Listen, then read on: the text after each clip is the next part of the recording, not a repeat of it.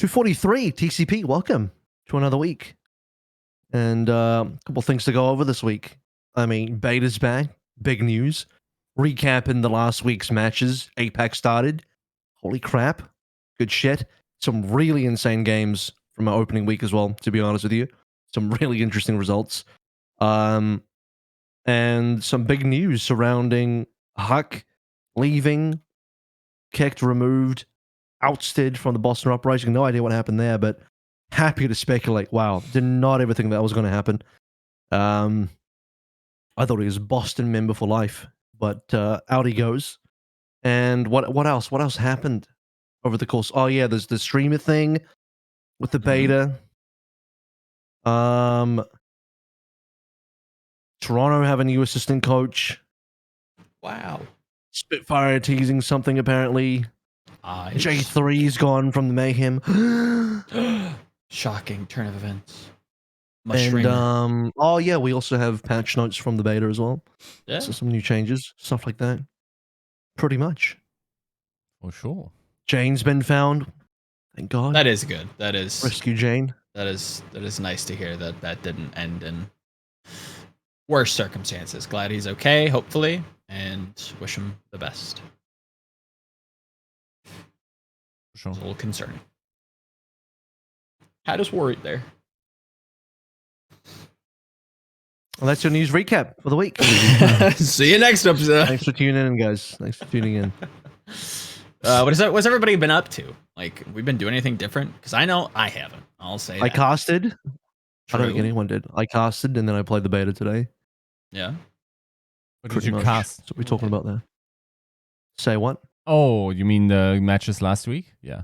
Okay. Yes. That makes sense. What are you thinking of? I thought you casted something like today and you're still up for it. And it's like... You're still asleep. No. Some mobile game.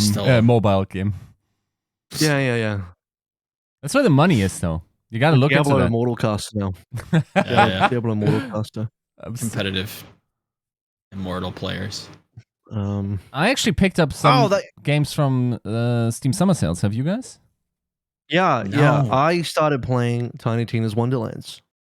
We're getting into that. Dude, Tiny Tina's Wonderlands sounds like someone didn't want to pony up for Barbie name rights. And that's why I never looked into the game, you know? Really? I will say it's a bit of an in joke for Borderlands fans. So, like, it probably sounds like a weird title to anyone that's not familiar with Borderlands, but to the people that are, it's like a very like, oh yeah, I get it. Like, that's a normal name for a Borderlands game. Maybe this is just me when it comes to like the Borderlands series. I know this has nothing to do with Overwatch, but it's a recap. Like, we're just talking about what we're doing. We'll get to it. Don't worry. Borderlands for me, like the drive. Overwatch. Overwatch. Like the driving never really sat well with me. I fucking hate the driving in that game. There's no drag as well. I know, and that's why it's like interesting. I'm like, oh, like this feels like a great format, and I hope this is like what they do with Borderlands moving forward. I can tell you why. Stand the driving. I know why you can't. Are you playing on PC or console? PC. Okay, this is why you can't stand the driving, because the driving. It's probably not the only thing that's been ported over, but the whole game is basically a console ported to PC. And the driving is based on like you control the direction of the driving with your mouse via looking. And from a console perspective, it's the same thing. You're turning with your look, which is one of your analog sticks. Yeah. Which is why when they directly port that to the PC, it feels what do you use to look? You use your mouse. That's why you're literally turning your steering wheel with your mouse. It's not how driving should work, but in driving games on the PC, but it is what it is. It's designed for consoles, and that's why it feels weird. Yeah. But no driving in Wonderlands. No driving. Yeah, no, it looks good. I think that's a good start. There's been a couple games that I've looked at for the Steam Summer Sale, like stuff that I'm like, I know I probably should play, but like games I don't really want to play, like games like Celeste. I still have never played Undertale, even though everybody's like, oh my god, you have to play Undertale. I'm like, do I though? Probably should. Really? We played like the first hour with friends. Yeah. And it was the most boring shit. Like wow.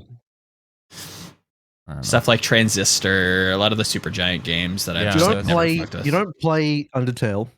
Mhm. Do you have a good gaming experience? You play it to admire the social commentary about games.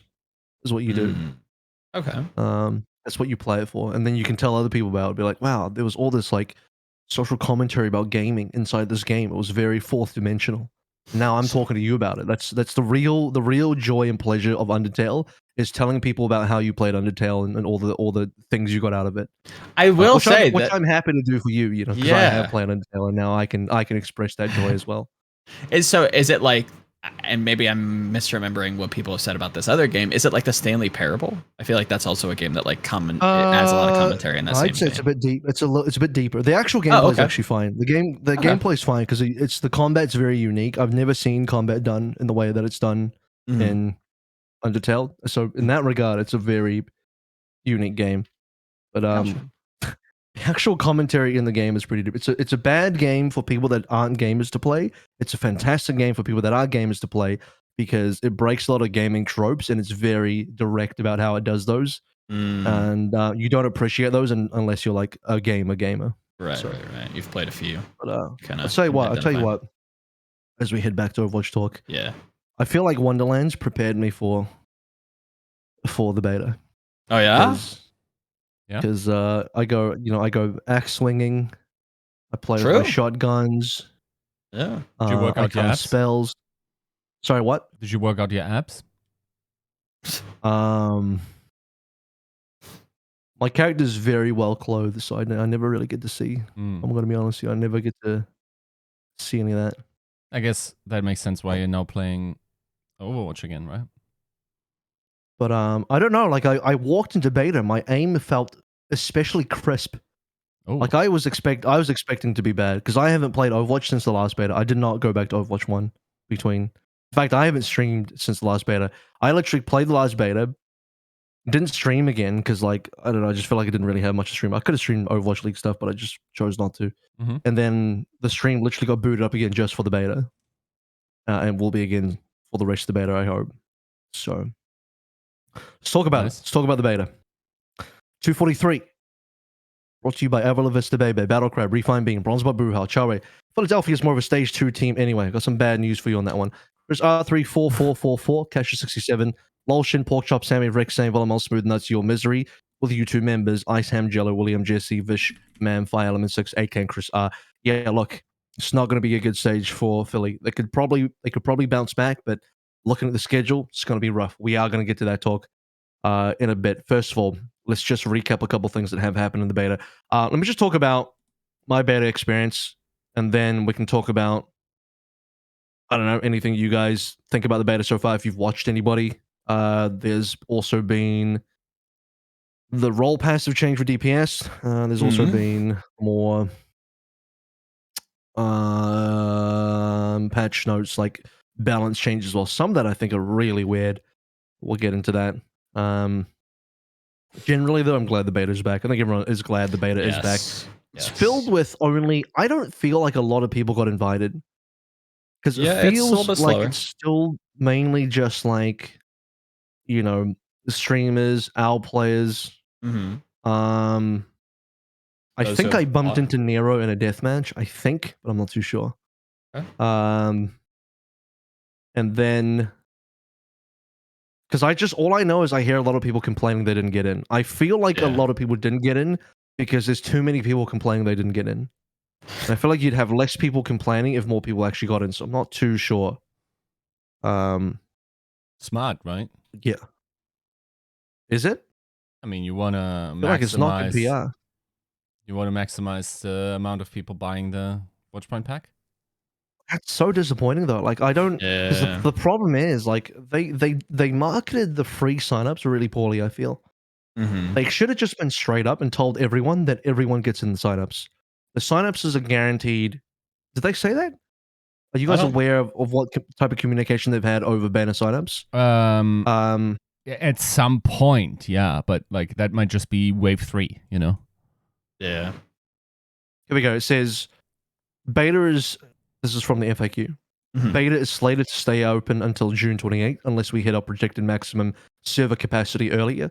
We'll select a small group of players when the beta goes live on June 28th, and we'll steadily add more players over time as we ramp up capacity. Mhm. So, maybe within the next few days to the week, we'll get a lot more players. The first waves of large access grants planned to begin on July 5th. So, actually, when's July 5th? That is still About a week out, roughly. 5, 6-ish days from now. Yeah. By the time you watch this episode, maybe less than that. Probably should have it, I guess. So that's probably why the queue times don't feel good right now, because there's just not that There's many not players. enough people. Yep. And then finally they say our goal is to provide access to all players that opt into the beta no later than July 14th. Yeah. Which, if you were to take the extremely, if you came into that conversation with bad faith and you wanted to take the worst interpretation of it, your interpretation would be like, oh well, I can't get this until July the 14th. Mm-hmm. If you were to be optimistic and you had a lot of hopium, and maybe you're even slightly naive. I mean, I think both have merits here in terms of what direction you want to take this. Then you'll probably believe you'll get it before. I'd say most people get it before July the 14th. But maybe some people that are very unlucky get it on July the 14th, in which case you only have, I believe, 4 days to play the beta, which kind of sucks. But yeah, I just feel like a lot of this beta sign up thing has been poorly communicated, because a lot of people don't know that you're guaranteed to get into the beta if you just sign up. Yeah. A lot of people don't know that. Mm-hmm. And maybe Blizzard purposely didn't communicate that because they wanted more people to buy. I feel like it's really annoying that the way the Watchpoint pack should have worked is, like, if you really think about what the offering is, it's a fine offering. But people come into it with such a negative interpretation, almost purposely so, that, like, I don't know. I feel like on some level, if you come into the room with a negative interpretation always, you can make anything look bad. Mhm. Like, anything can and will look bad to you. But the whole beta thing is what do you think the $40 buys you at the end of the day? I would say the $40 at the end of the day, let me just recap which point pack. Just from memory, What do you get in this thing again? I think it's like a couple skins, a profile picture, a gift later on that they've yet to announce, and then beta access, right? Okay, here we go. I'm going to go to the store page. And just check this out. I have a point to make here. My point Sure. is the $40 worth it intrinsically? And the reason why I have to break that down is because I'm trying to find out how much of that $40 is kind of the beta, right? Do you include the beta? Do you tangibly attribute a part of the $40 cost-wise towards getting beta access? In which case, the beta costs you money. Because here's what you get. You get you get in-game content, Season 1 Premium Battle Pass, 2 Legendary Space Raider Hero skins, 2,000 Overwatch 2 virtual currencies, which will buy you 2 more Battle Passes. And then you get the Overwatch Legendary Edition immediately, and then also access to the Overwatch 2 beta for now. And if you were to remove the Legendary Edition Overwatch game and then the beta access, with the $40, pretty much buying you 3 months worth of battle passes plus 2 skins, be worth it. Now, it's hard to say because we don't know how much 1,000 coins costs. We don't know how much a single battle pass season costs. But I know the intention with the Overwatch Legendary Edition is to remove Overwatch 1 from the store from Battle.net, because they don't want people buying Overwatch 1 anymore. Because it's a waste of money now when the new game is about to come out. So they're including it with this Watchpoint pack, so that if people really, really want to buy Overwatch 1, they buy it through buying Overwatch 2 coins, essentially. Is the intention. But if you were to negatively interpret that, you would assume, oh, Blizzard's trying to increase the price of the Overwatch 2 Watchpoint pack by adding in Overwatch 1 when I already have it. That would be an extremely negative interpretation of this, even though that wouldn't be the truth. Yeah. It doesn't seem egregious to me. It's not the first time a developer is charged for beta access. I feel like normal at this point. If anything, it feels a little bit more charitable, right? Like it feels like they're giving you a lot more than what I've paid for plenty of other games. Like I don't really feel all that bad. Am I going to be buying it? I don't know. Depends on like the next couple days whether or not I get beta access or not. I'm not like pressed for it, so if I get it, I get it. If I don't, maybe I'll buy it. I don't know. But yeah, I don't know if people are up in arms about this. I feel like they it's are. it feels really. It feels like you're saying something else if you're upset about this, because it feels very consumer friendly. Like, sure, you can complain that like the queue times are bad and it's like incentivizing people to like buy in, but I don't know. This feels like you're getting a lot. You're getting a fair amount of bang for your buck, and this isn't abnormal to have a developer like charge for beta. Yes, I can understand if you want to like try to leverage the it's just going to go down, and it's like, okay, I get that, but like you're still paying for something else. Like you're still getting something else. It's not just beta access. So I don't know. Yeah. They should have just not have included beta access into this pack, in my opinion. I know, like, the problem is I'm now getting sucked into the vortex that is a negative consumerism, where they just want to find problems with everything, and you have to try and combat that. And the way that you combat that is by removing value from things like this. Yeah.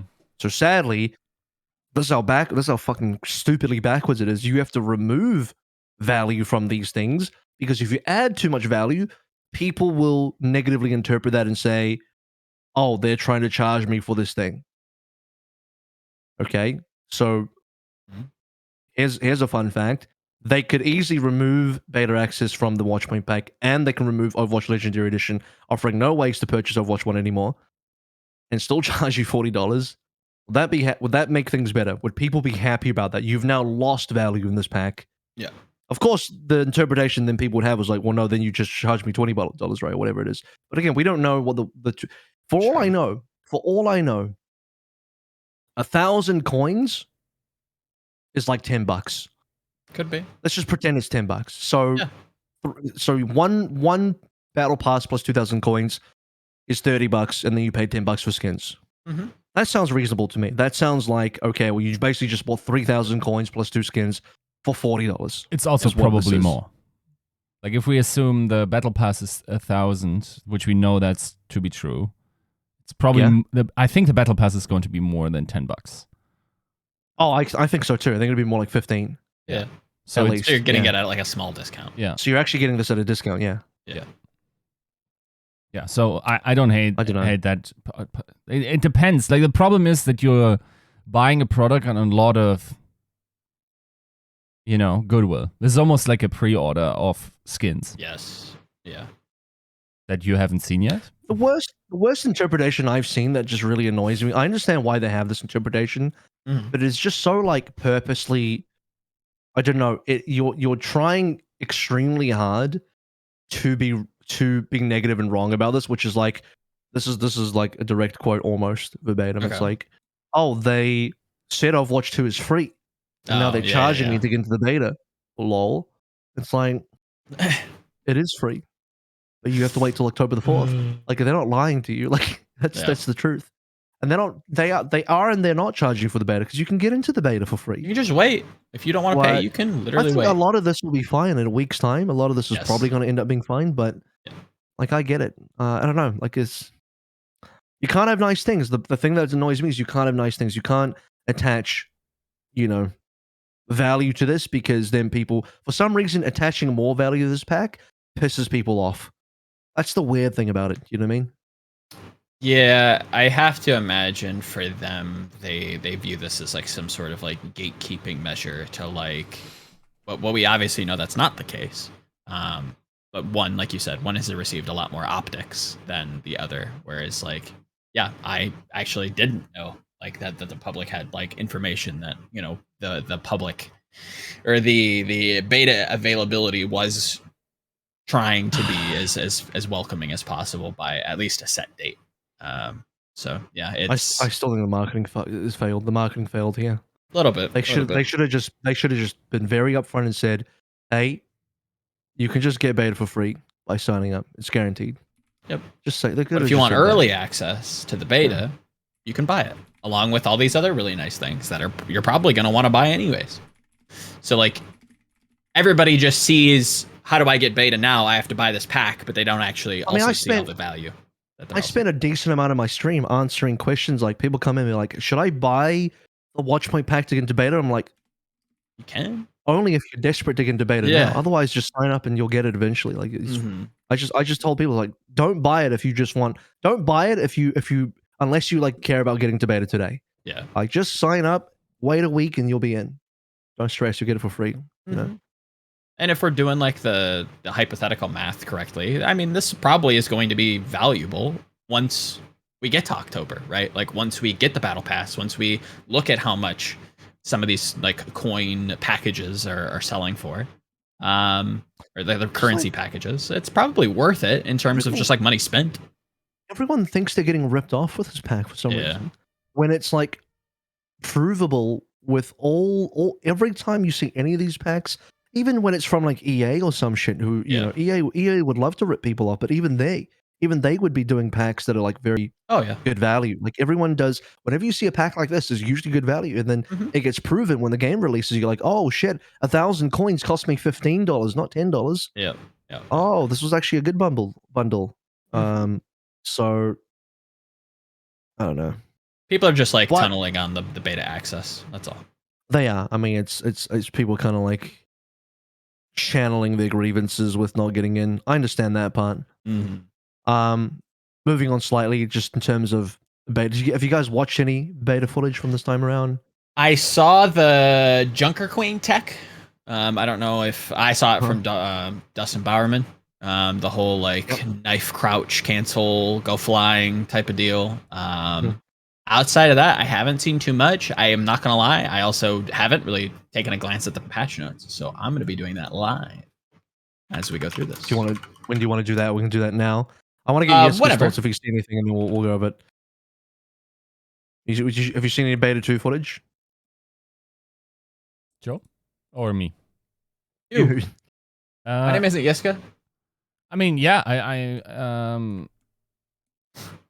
in terms of like, I think that like what I did see was I wanted to try to find out what kind of tech people were looking at. I think I was... Yeah. Am I the only one that's played it? I don't have access. Yeah. Right. Why not? Blizzard love you? What's going on there? I don't think Blizzard know I exist. Why is it like... And that's okay. I like to keep it that way. Why is it only you and Feifei didn't get invited to this game? That's kind of crazy. What is it? What did you guys do? How come you guys didn't get invited? I'm just collecting reasons not to be invited at this point. Here's what's going to happen. Day 1 of October 4th's launch, Yiska just finds out he's permanently banned from Overwatch. Shadow man. Not only is he not invited, not only is he not invited to beta, he's also not invited to the launch of the game or at any point of the game ever.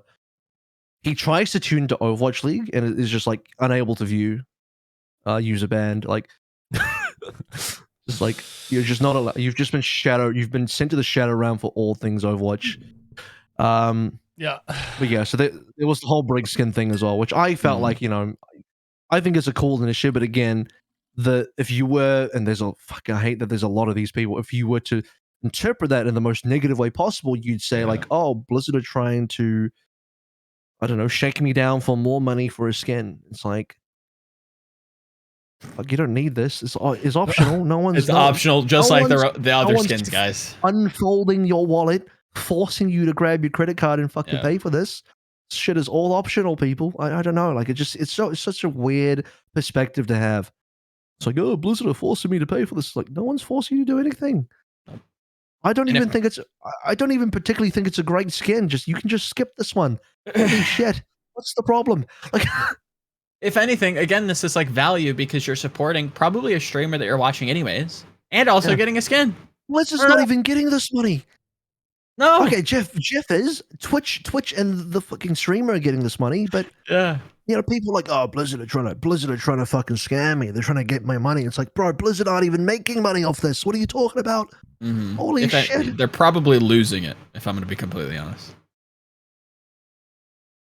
But yeah, I got invited to the I think all the casters got on the supporter streamer thing. So that starts tomorrow. My one critique for that is, for whatever reason, the beta starts today, but the skin thing doesn't start till tomorrow. Right. So Yeah. there is That's a a weird one, non-zero amount of people, a reasonable amount of people that gifted 3 subs or whatever today, expecting that they were going to get a skin and didn't fucking get one. Yeah, that's a. And every single time someone came into my stream and they started like dropping a sub, I'm like, just so you Careful. know, just so you're aware, the skin doesn't start till tomorrow. So Yeah. and I had to let everyone know that every single time someone came in. I couldn't like, I could only say it when someone did it. I couldn't just spam it over and over and over again. But the fact is, I could only tell people after they. Thankfully, I think most people that actually gave subs were people that were active in my community anyway. They weren't people specifically coming in just to get the skin, as far as I'm aware. Anyway, I don't know. Maybe I'm wrong. But it is so strange they decided to like not just do the skin thing on the launch day. They decided to delay it by one day. That doesn't make any sense to me. Weird. Yeah, that's weird. You know what is actually interesting to me, and keep in mind, like, I'm not really a business focused in my investigation, so I have no internal knowledge. That's a Jacob Wolf question for as far as I'm concerned, right? Is it not interesting that this is an Overwatch X Twitch supporter streamer situation? Yes, that's where the streamers are, and that's the reality of the product. But it feels like, given the current situation that we're finding ourselves in, I mean, this year is when the YouTube deal is in its last year. We're probably trying to leverage for, new broadcasting rights for both leagues. Modern Warfare is coming out this year as well. Warzone 2. Warzone has always been a big IP for Twitch, whatnot. I feel like if I was into business stuff, this is where, like, at the very latest point where I'm like, why are they courting each other? Are we like trying to get some metrics? It's mutually beneficial, right? Yeah, it's mutually beneficial. I'm just thinking, like, maybe it doesn't hint towards a future deal, but maybe it hints towards us at least being open to the opportunity for content to be on Twitch, as far as Overwatch League stuff could go, or Call of Duty, whatever it is, right? And that was for me personally more interesting, because I think like it will probably be pretty challenging to just talk about the esports aspects of this situation. It probably always has to be the entire IP that is locked down in this deal, just because, I mean, the esports viewership for practically every esport is not worth the amount of currency we receive for that. Unless you're League of Legends, and then even then, I wonder if it's. So I don't know what's if there's any indication here, but like this is my dream, my dream take in terms of what this might mean, because if we're being honest, this is the money funnel, right, for the Overwatch League. Sure. The broadcasting. What is, sorry? Okay. So I don't know. That was just something interesting to me, that we don't have these activations on YouTube. Maybe they aren't as easy to do. Sure. But yeah. Okay. Yeah. I think it's good all around. I think the more activations, like you said, I don't think this necessarily hints towards like any kind of deal. But it is interesting. It is interesting to kind of see like how this develops. What it hints to me is that, I think Blizzard is still working, they're still very willing to work with Twitch, which is, they haven't completely locked themselves away from working with Twitch again. Which is good. Okay, but beyond that, let's go over to move things along a little bit. Let's go over the patch notes briefly. I'm not going to read over everything, but we'll just fly through it real quick. I'll give it the beta patch notes to Yiska as well, so you can bring it up. Yep. First things first, Junker Queen introduced. Okay, all the abilities there. We're not going to go through them again. We went through them last time. Faye thankfully gave us all the abilities, and also the rest of the world whenever he did that. So we talked about that already. One extra thing I will say is that Commanding Shout also does stack with Lucio's Speed Boost. Yes, and I believe it one interesting that did actually come out of this. So there was an AMA on r/games, which Overwatch 2 devs did, and I would suggest I think there might be a summary somewhere. Okay. But it was a pretty good AMA. I'm not gonna lie, they've talked about a lot of stuff. That was actually where they first revealed that the battle pass cost 1,000 coins per pass. I think John Spector said that. Okay.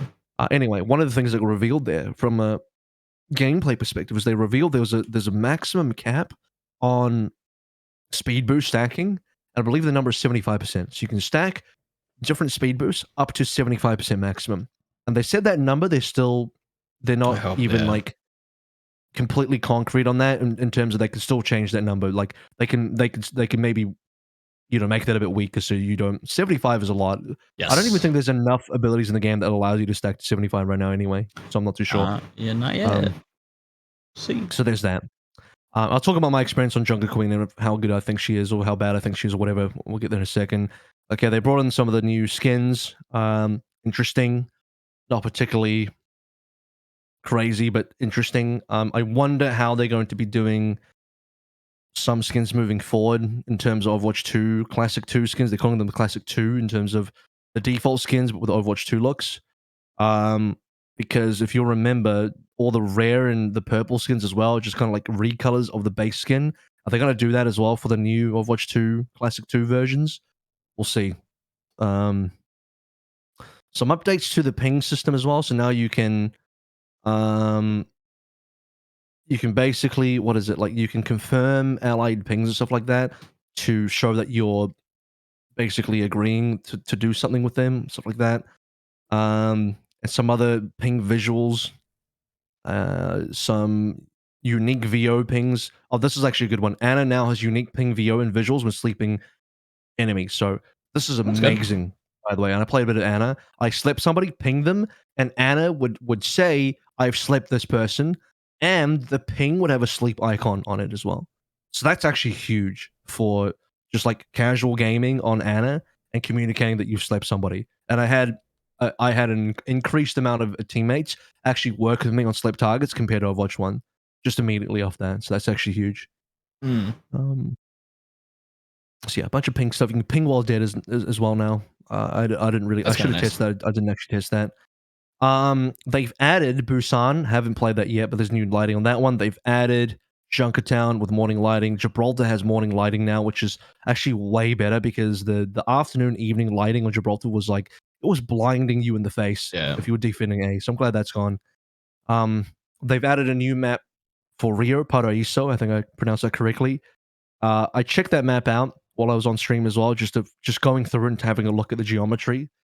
Maybe I'll talk about that in a hot second as well. What else? Oh yeah, the damage passive. Here we go. Yeah, this is interesting. Oh, hang on. They've actually nerfed the support passive so that time to active healing increased from 1 to 1.5 seconds. So you don't just start healing after 1 second, so 1.5 now. 1 was pretty strong. So DPS no longer have 10% passive movement. They now have a passive that says swapping to other damage heroes maintains up to 30% of your new hero's ultimate charge, which I worked this out because I got some dev confirmation from Captain Planet, which is to say that essentially the way it works is the ultimates have points associated with them. I believe Tracer has 1,260 is the cost of the ultimate. And I believe the points are 1-to-1 with damage. This is even in Overwatch 1. Just explain to people that don't know how ultimates work, right? So you deal 1 damage, that's 1 point towards your ultimate.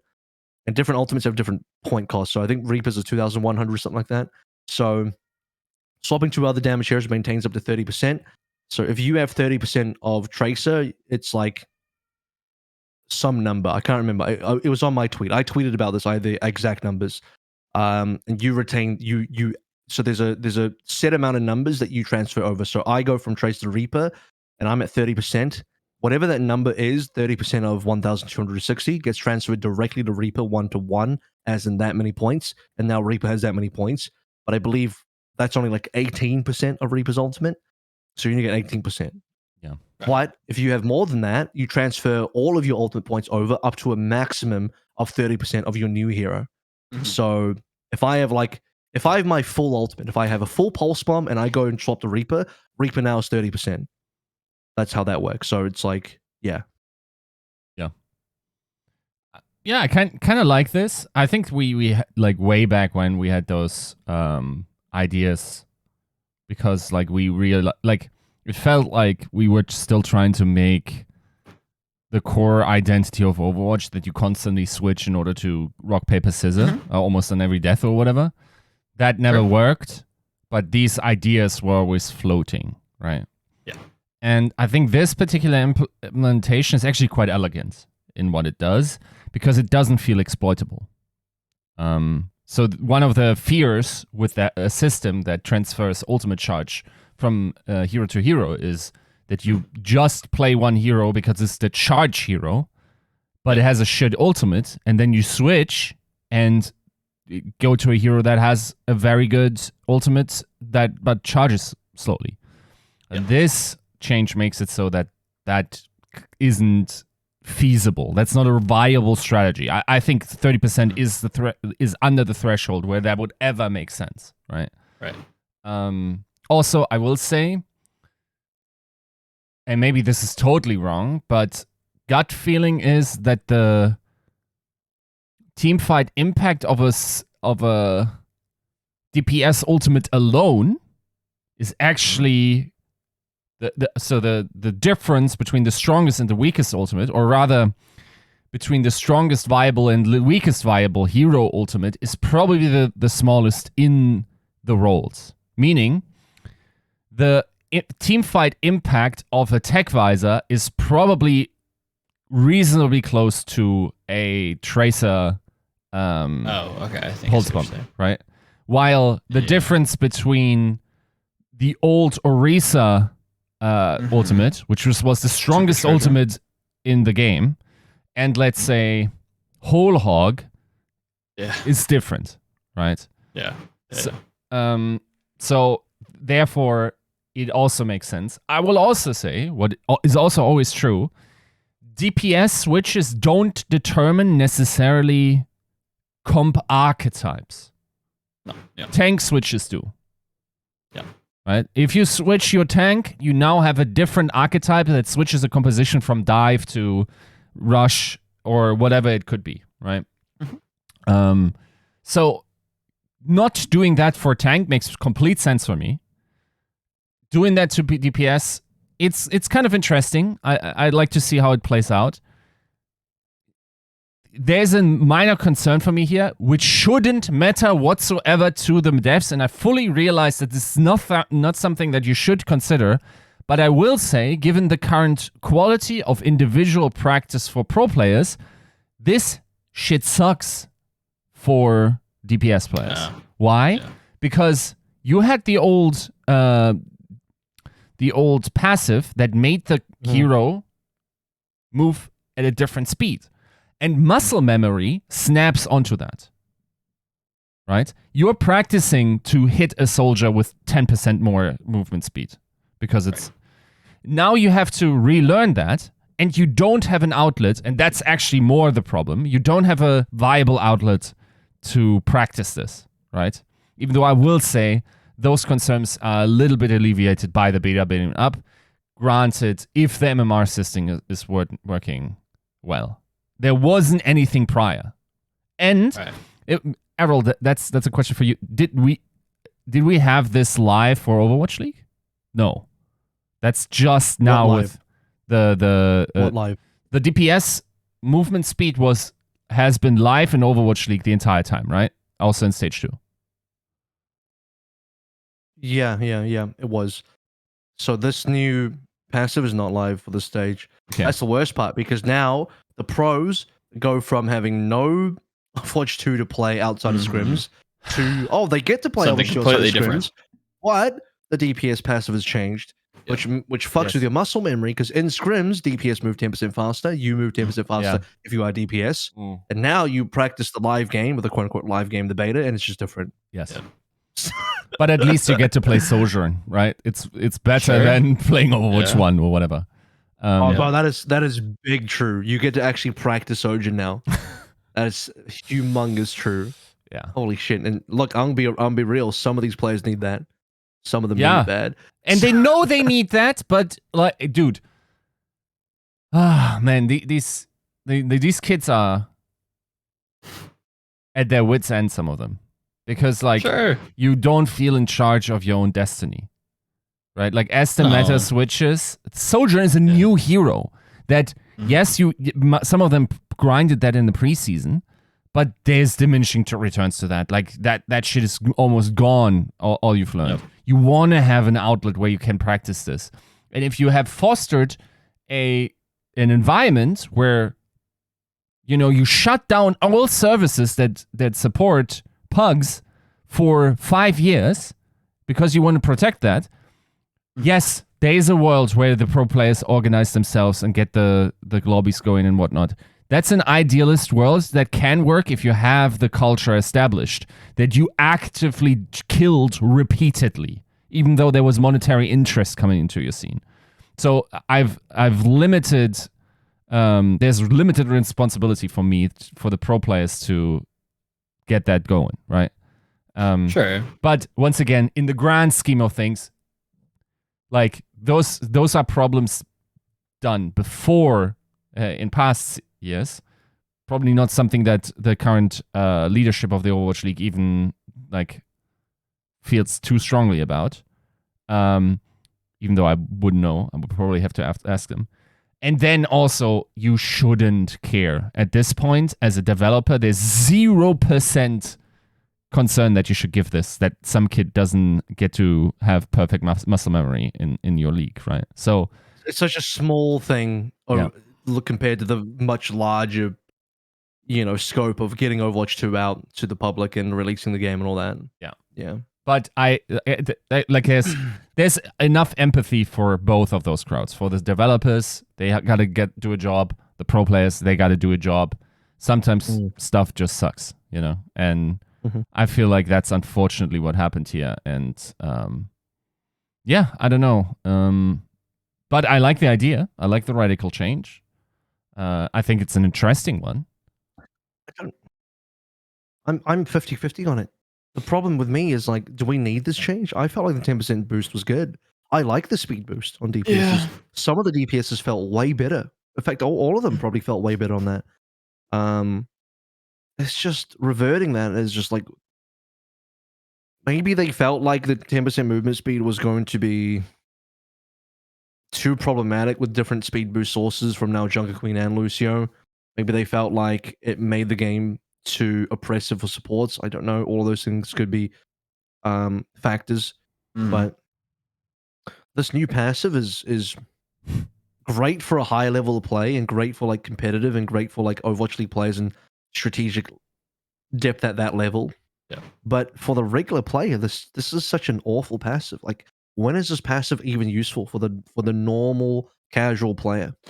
Yeah, it's one of those things they probably will not even notice. swap heroes. Most of the casual players are just one tricks anyway. So they're not even gonna be swapping heroes. And I don't know, it's just like they think less about most of the casual players don't think too hard about counters. No. You know, they just play what they're comfortable on. That's it. So like this is a passive that, for all intents and purposes, unless you are dying and swapping or actively thinking about how to strategically work around swaps, you don't actually have a passive. This is a passive that is only active when you're doing the act of swapping, and otherwise has no impact on the game at all. It's not active. It just seems like such a weird thing. I almost feel like DPS should have this and the speed boost. Am I being greedy? I don't know. Or just something that actually works during the game. Something that actually gives you a passive during the normal gameplay and not just in the hero selection screen, you know? I like the idea behind it, though, even for casual players, because every system that incentivizes more dynamic thinking about a game and disincentivizes one-tricking is probably not a bad system. Agree. Right? Which is why I'm saying they should have this passive and the speed passive. Yeah. Because I do think this provides good strategic depth. My only issue is, if this is the only thing that DPS have, they don't really have anything.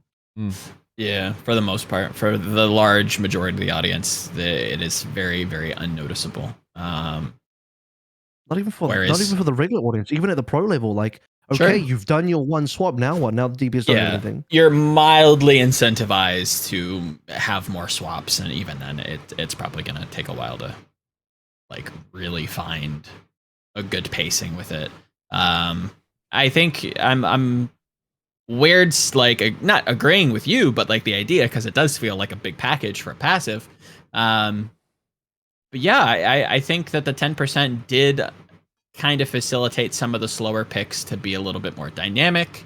It sounds like the devs have a hurdle in place so things don't get out of hand with more speed boost mechanics coming into the game, and maybe even some future development heroes could be leaning into that as well. Yeah, I'm gonna side with AVRL. I think the 10% probably was better kept, for a lot of reasons. For the pros, for the casuals, like it does make the game feel a little bit better for some of those more sluggish heroes. As long as they're kept in check in the future, then yeah, I don't see why not. I think, yeah, I think that the 30%, 10% seems fine. An alternative viewpoint is, do DPSs need passives? Because they're strong enough.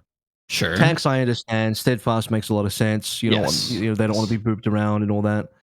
Supports make sense. They have less ways to help themselves. A little bit of self-healing is nice if your other healer's dead, and there's less like requirement for the other guy to heal you. I don't know. Maybe the right answer is that DPS doesn't even need a passive, and so this ends up being okay because it's a pretty non-passive passive. Yeah. All right. I don't know. Yeah.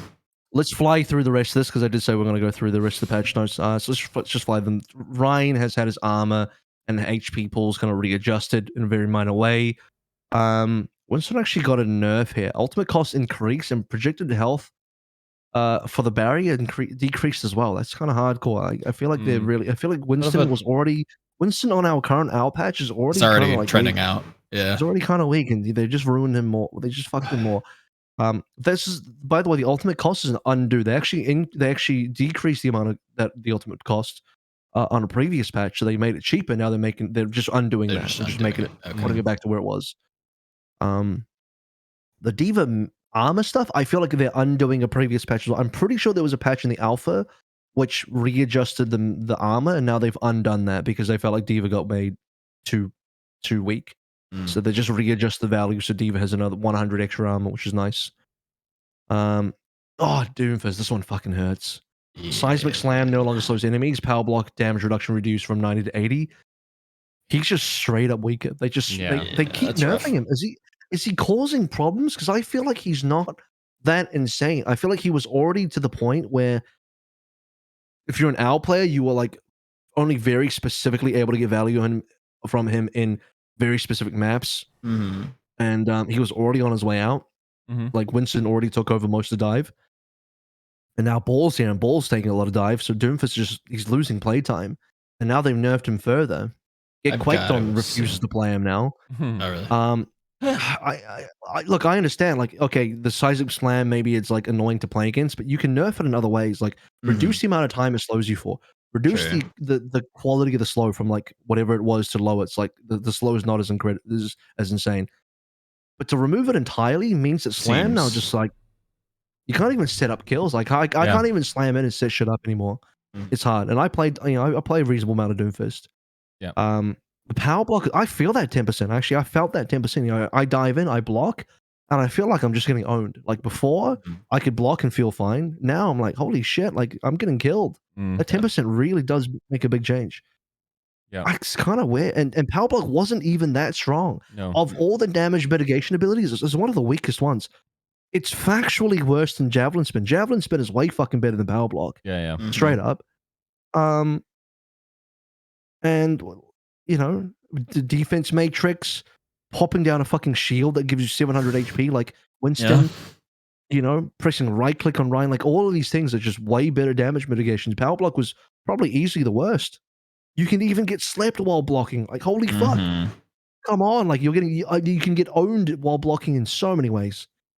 No, I think Doom is screwed. I'm still like, I can still do things on Doom in my games because I don't know, I play against bad players and I'm not particularly insane myself either. Even though if you watch my stream earlier today, I was doing some Marvel cosplay on Lin Zhang, I'm not gonna lie. I was doing some nasty stuff in Doomfist, and even with the nerfs, but I feel like he does feel way weaker. It's sad. Orisa, I think she got buffed. I mean, Really? Damage increased. Yeah, damage increased 10 to 12. not just a little. This shit is heavy. It is a lot. I don't know. So like, you know, every 10 shots, that's 20 more damage, I guess. So, yep. That is a 20% damage increase. Projectile size no longer scales with distance. I don't know about all this projectile fall off stuff. I don't really know what half of this means. Maximum fall off range reduced from 15 to 35 meters to 15 to 25. What does that mean? Does that Just mean means she needs to be closer, I'm guessing. Is that a buff or a nerf? Like I don't even know what that means. Like maximum fall off range reduced. Does that mean after 25 meters she starts losing damage? Whereas That's before it was how I'm after reading it. 35 meters? Yeah. Or am I stupid? Like I don't really get it. So at 70, like the maximum fall off now is 70%, right? Yeah. Damage fall off at maximum 50%. range. Reduced from 70 to 50%. So half damage. You're getting half damage at 35 at 25 meters. 25 meters. Yeah. So you have to be From closer 35. Yeah. than you were before. Okay. Interesting. 20% movement speed penalty removed from Fortify. Headshot immunity removed. That's actually huge. Fortify is Yes. now no longer as good as it was. I don't care about the movement speed. I care about the headshot immunity way more. Yeah. Javelin spin being 3 seconds faster is huge. That is huge. Speed boost reduced. Whatever. Knockback increase. Whatever. Javelin had damage nerfed and cooldown nerfed. That's Probably deserved. The Javelin was insane. I'm not gonna lie. That was probably deserved. Yeah. And the ult got buffed, I think. Maximum damage increased from 275 to 500. Not that I would really know because I only played like one game of Orisa. I'd rather just play Jungle Queen and Doom still, even if Doom sucks.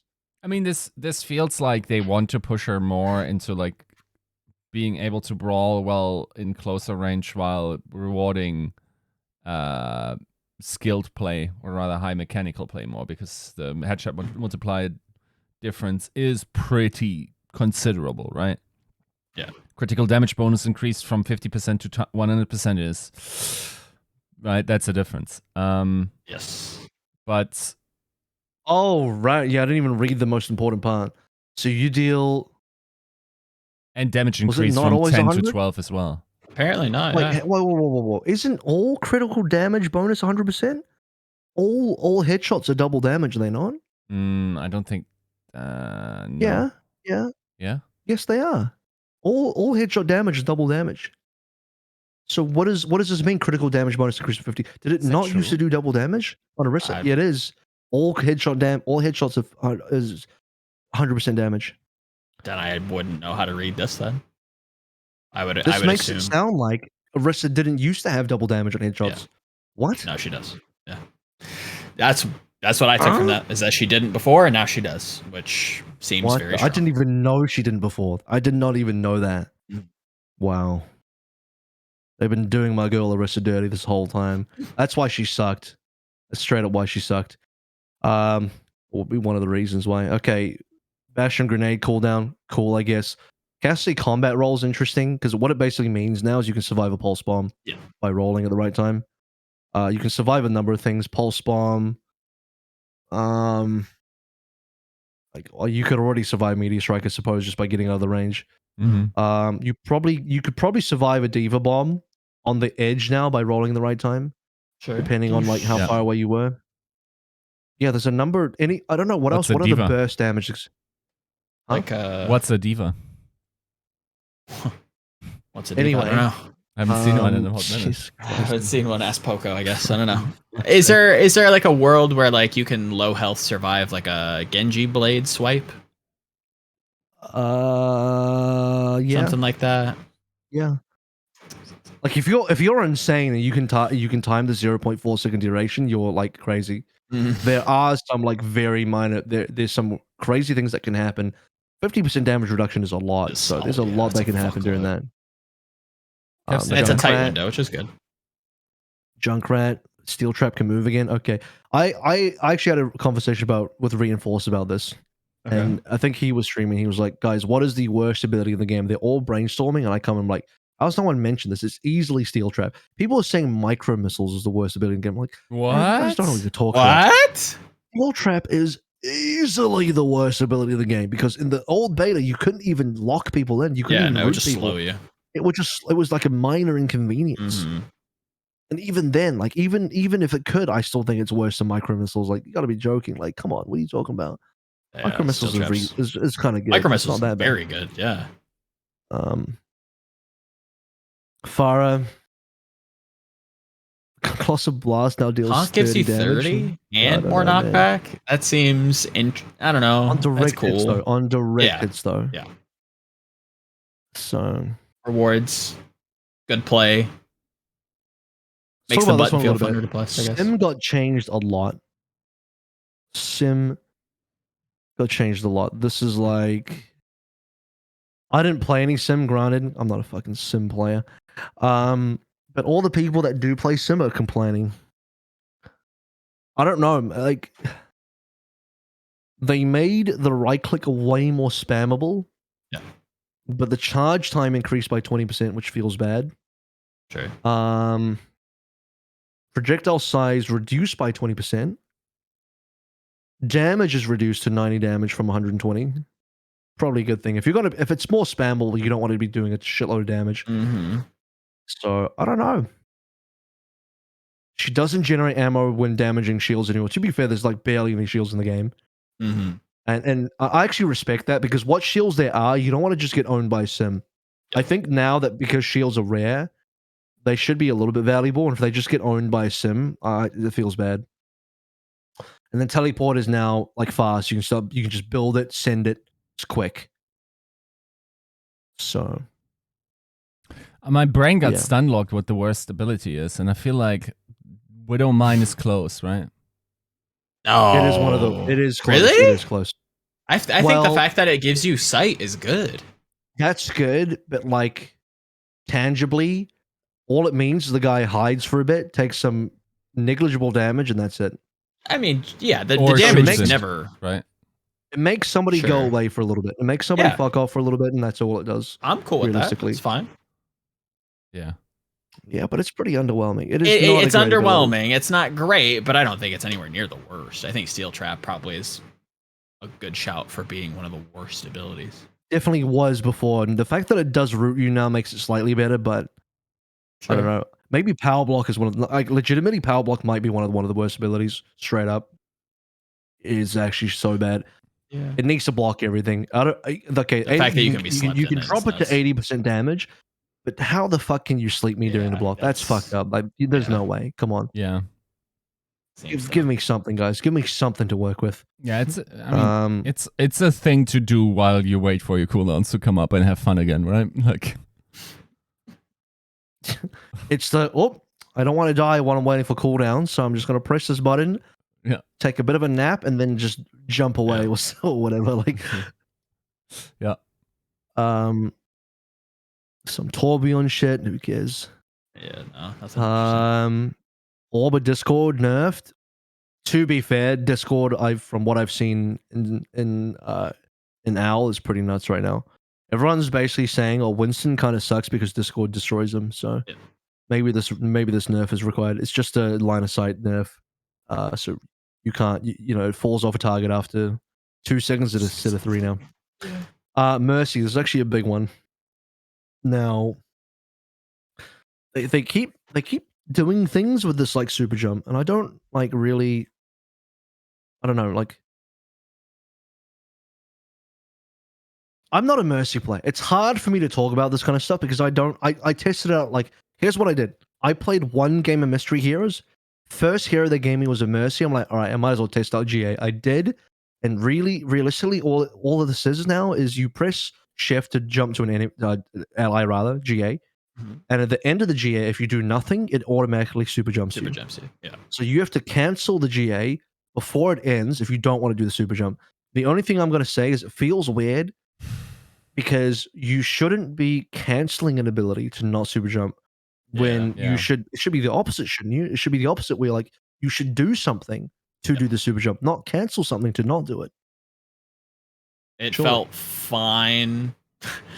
It felt fine the way it was. I understand like wanting to like and maybe this isn't the right terminology, but legitimize it in the eyes of the community. I felt like they could have just left it alone Yeah. and it would have been fine. I love mechanics that are like skill gates that unlock new dimensions to characters. It's like, you know, like when you're playing StarCraft, everyone's like looking at the top tier build and you're like, oh, I'm 3 hedge, blah, blah, blah. Bro, you don't have the macro of a top tier player to support only 3 hedge on the economy you're shoving. Like, you need the 4th macro hedge, my dude. You're not injecting like the big boys. So, like, in the same sense, why? What was the problem with Super Jump? Like, it feels like it was like hidden cool from the community. Yeah. If anything, like, I mean, okay, but like, maybe you should provide like information that this is a thing that people do, even though you probably will get an idea once you have reached a certain level of sophistication that some mercies do some shit that you otherwise wouldn't see. Well, you got to dumb it down, man. Like, because understandably they're trying to turn a bug into a real ability. I see it from their perspective. They don't want like a core part of Mercy mechanics to be reliant on a bug. I get that. Sure. But they got to do something to like not make it weird to use. Like even if it's like I don't know, make it like fucking BAP jump. Yeah. As stupid as that sounds. Like charge it up. Make it so that like, you know, press shift to do GA. And if you want to do a super jump, hold shift down and release it to jump. Sure. Or if you don't want to do a super jump, just fucking tap shift, don't touch anything else. Yeah. That easy. Yeah. Like surely that's all they got to do. Yeah, I agree. The fact that you have to cancel it, like you said, I think the wording makes it like it perfectly encapsulates how it probably feels to play. I haven't played it. I can't comment on it, but it sounds you have to manually cancel this shit just to not jump. Like why does it force you to jump afterwards? Like no ability should. It'd be like if I jumped in on Doomfist and it automatically blocked. And I'm like, no, I have to cancel my jump to not block. It's like, what? Yeah. Just let me choose when I want to do the thing. Don't like do it for me and I have to block and I have to cancel it. Like that's just so weird. Mm-hmm. I don't know. I'm just going to talk about this one thing. Okay. Fixed a bug where some pings would display the punch kit icon. I'm going to confirm that this one's a cap. This is a lie because I indeed have seen a ping that include the punch kit icon and I have no fucking idea how it happened. But somebody did a ping and it was a punch kit icon. I was like, that's kind of cool. Also, that doesn't seem right. So that did not get fixed. The rest of the bugs, I got no idea. I'm not going to talk about them. All right. Since you're the only one that has played, did you notice in beta 1 that how to word this? Did you notice that, or did it feel like some of the pings like were not very like responsive in like what you were trying to tell the game? Like if I pinged in a general area, I wanted to like just point people's direction that way, but it would just like snap to like a nearby hero and be like, "Look, there's a Genji." I'm like, "No, I don't want to. I don't want to talk to the Genji. I want to tell them we should look here." I don't know. I didn't use ping very extensively in Overwatch in the beta 1. Okay. I used it somewhat more, yeah, and I'm only using it on support as well. I feel like I never really have time to use pings on the other heroes because I'm too busy. Like when I'm playing tank and I'm in people's faces and I'm dueling, I'm busy. I'm doing shit. I'm doing things. I don't have time to think about pings. Yeah. But I'm playing support, so I'm like thinking more about pings because I have more time. Yeah, I also don't have ping bound to any good buttons. I have my ping bound on middle mouse, which is weird for me. Like I don't use middle mouse often. Maybe I should rebind it to something else. But my keyboard's like kind of full, man. Maybe I'd put it to G or something. My melee is F, so I don't want to change that because I'm used to it now. Melee on that. I don't know. Yeah, I'm melee on F. Mine's on V. V feels too far away from me. I want to have very quick access to melee. All my games melee is F. Just as a note. Okay, anything... I'm going to do a little bit of talking about Jungle Queen soon, but anything in these patch notes that you feel like is worth talking about in slightly more detail? Briefly, that is. Slightly more detail? Not really. I feel like a lot of the stuff, like the Pharah change is interesting. Cassidy, we'll see. It seems like a nice and eloquent change, giving him a little bit more counterplay to certain abilities, giving people some nice skill expression. Orisa, I felt like I was very stun locked by the headshot immunity removal, but like as we go through it, I'm like, yeah, this seems a little strong. Seems kind of good. We'll see. Still doesn't necessarily provide a lot at the highest level, but maybe could be a problem at lower levels. Yeah, I don't know. It's an interesting little mix up. Makes the game feel a little bit more fresh. I don't know. Seems good. Junker Queen though, she seems fun. Oh, she's fun. She's She very seems like fun. a good time. She's not going to be. This is the thing about Jungle Queen. Mm-hmm. She's a good time, but unfortunately, I can't take her home to mum. And the reason I say that is because I don't think she's going to be good at a pro level. Mm-hmm. So she's a good time for the old quick play, but I don't think she's owl worthy. She's not. I believe the correct terminology here is a quickie. Okay. Yeah, a bit of a quick play. Actually, not that quick anymore because they've changed it to unranked. Thank you, So I hope they keep. Yes. I hope they keep unranked. It's actually good. So good. It's funny though how many people don't know it's unranked, and like halfway through, you just see people saying GG and they leave. Yeah. They think not because They don't remember. Sometimes even on my team when we're winning, it's not because they're losing. It's because they just think it's quick. They don't know it's unranked. They don't know that you play both sides, so they leave thinking the game's over. Yeah. Yeah. Oh man. All right. So first of all, scattergun, pump action shotgun. We finally have, in my opinion, like a good shotgun that I think would work very well in my completely fantastical fabricated Quake workshop game. Okay. Where I'm like, okay, in my Quake workshop game, we have a railgun now. Mm-hmm. What would be a good shotgun alternative? I don't think the Reaper one's, but you could do Reaper, but he's got the 2 shotguns. I don't know if I like the spread. Roadhog? Yeah, I know you can probably just change the spread. Yeah, but then Roadhog is like, again, I'm talking from a perspective of like you don't touch the weapon. And Roadhog is a little bit too requires you to be up close, and I don't like the right click for it. Doesn't do the whole Quake thing. Doom, that's really unappealing. And I think the scattergun, I think this pump action that she has is just right. I'm like, dude, this is it. This is the one I've been waiting for. So we got it now. We got almost every single Quake weapon in the game. Yeah. So I'm happy about that. No, it's good. It's accurate. It has better range than the Reaper shotgun, better range than Roadhog left click. I think Roadhog right click might be better, maybe. Depending on what range you're shooting it at. Sure. It just feels good. The left click does feel good. 6 shots, reasonable reload time. The fire rate is pretty slow though. She does have a very slow fire rate. Okay. I will say that. So you have to be, in terms of timing your shots, I think it's better to do. Quakedawn actually has a good combo right now where you basically left click, right click, throw your knife, left click again, right click, pull your knife back, left click again, use your axe, then left click again for 4 shots, and you get a kill onto anybody, including a tank, if you land everything. And they don't get healed. So yeah, I think the left click timing for the fire rate is such that you can you're maybe even supposed to intended to weave in your abilities between the shots, which I think is reasonable. I think that's kind of cool design.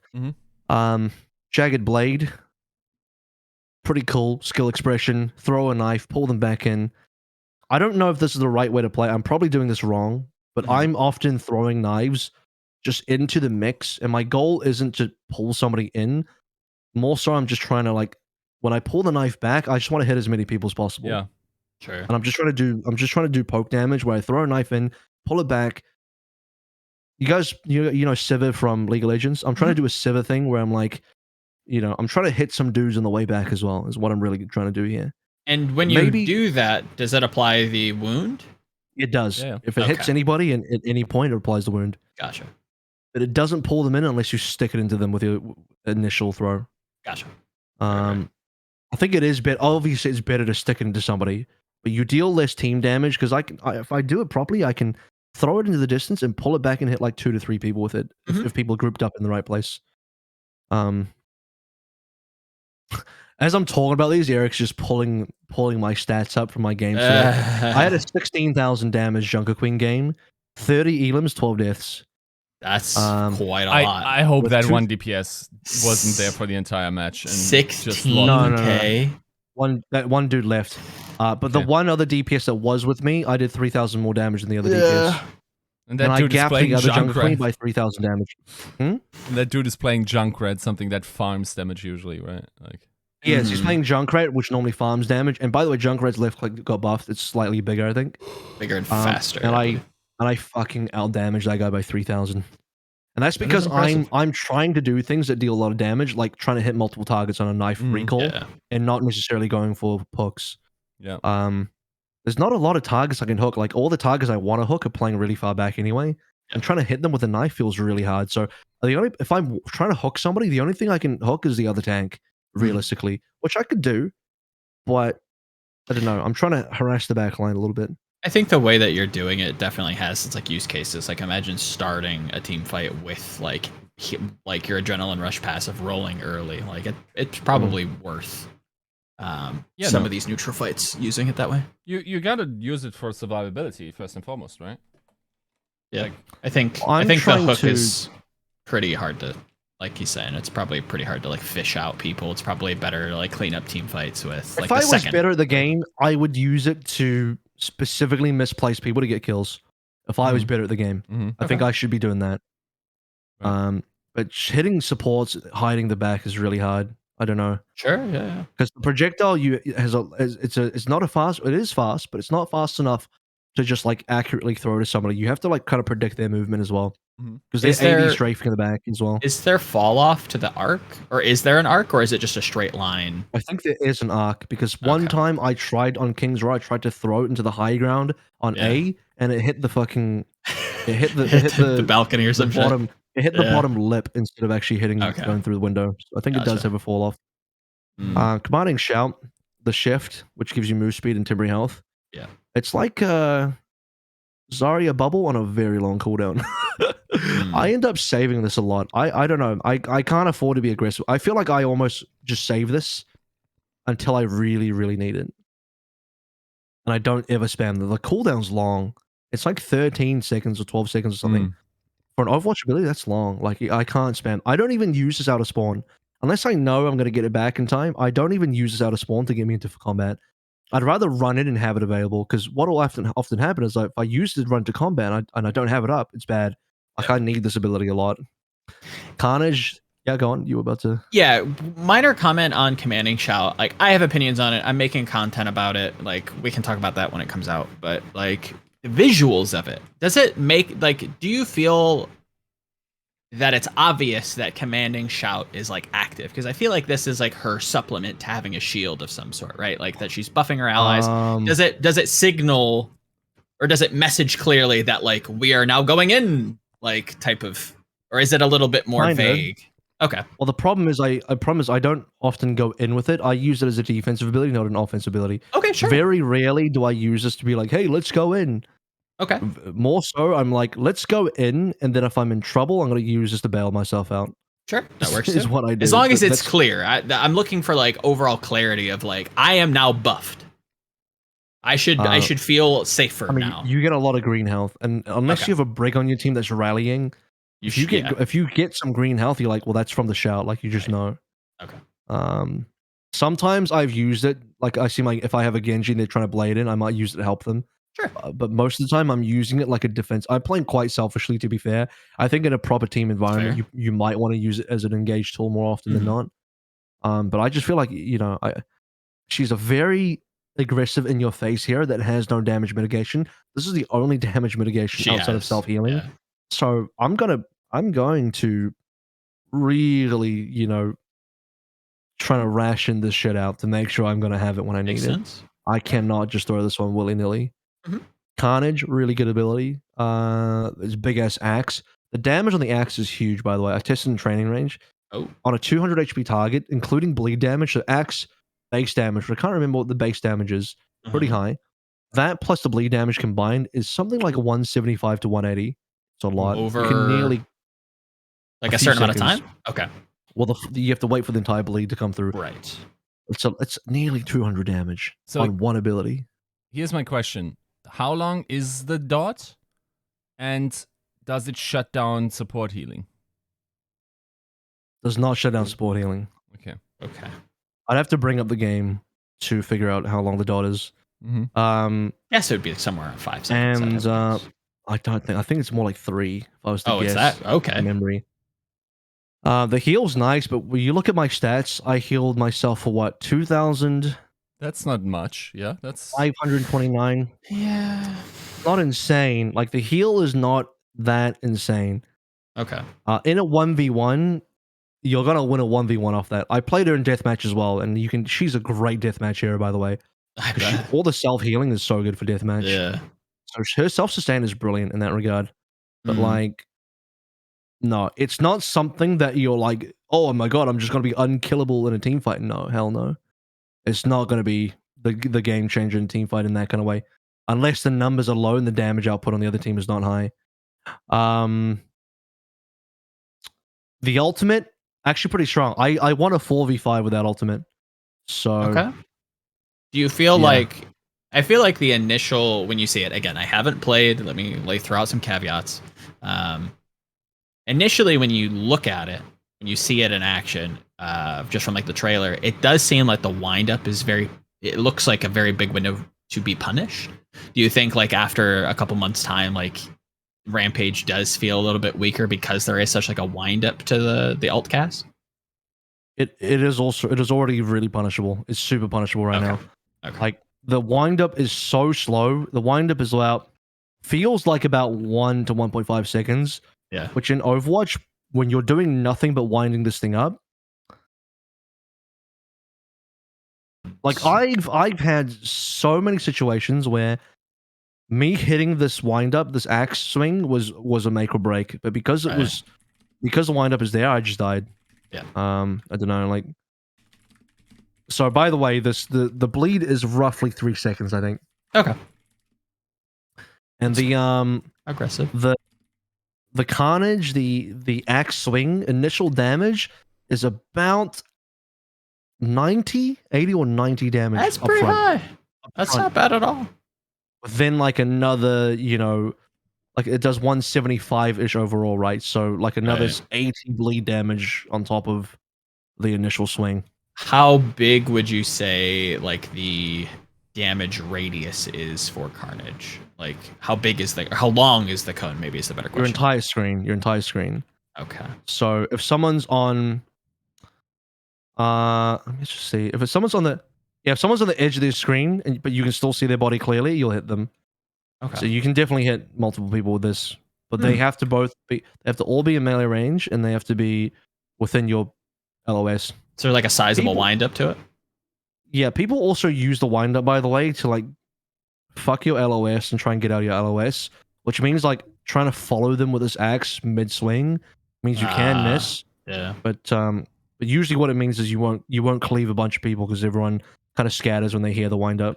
The wind up Sure. sound is very noticeable. Yeah, the shotgun's like kind of nice, but you have to again the spread is better than Reaper, but still you're not fragging people with this like super long range. Question for you, and I don't know. I'm just gonna fish for it. Maybe somebody has seen something or has had this question answered for them. Do we know if Nano Boost affects the damage over time effect? I don't know. Not entirely sure on that. That'd be an interesting one, but yeah, just throwing it out there. I don't know. Mm-hmm. Oh, she loses hard to Anna, by the way. She gets Omega For stomped sure, by yeah. Anna. Would imagine that's like a 'Cause, natural counter. I get all the puppies hate Anna because she's so good, but yeah, I mean, look, her entire ultimate just gets clapped by one Bionade. Let's imagine you like Junkoin's ultimate. By the way, my first time ever using Junkoin's ultimate, I fell off the map because I didn't know what the range was. I just flew off the map. Right. I tried to save a team fight and I flew off the map. But yeah, it does a lot and it heals you for a shitload because you're hitting a bunch of people. The AoE is massive. It's like a dragon strike, you know.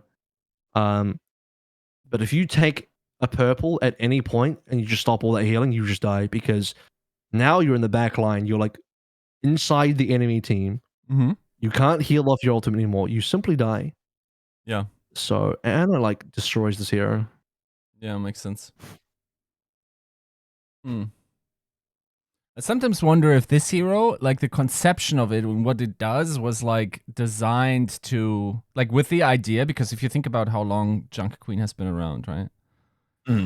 Like if you are trying to solve an issue that you're facing at the time, then it no longer is an issue, you still might be designing around that, or it's still part of the core component. This is a lot to say. Maybe they thought of something that could help with goats, if that makes sense. Maybe. I feel like you're like locking into Rampage, I'm guessing. I mean, much of it, right? If I'm going to be honest, this feels like it would be great with goats.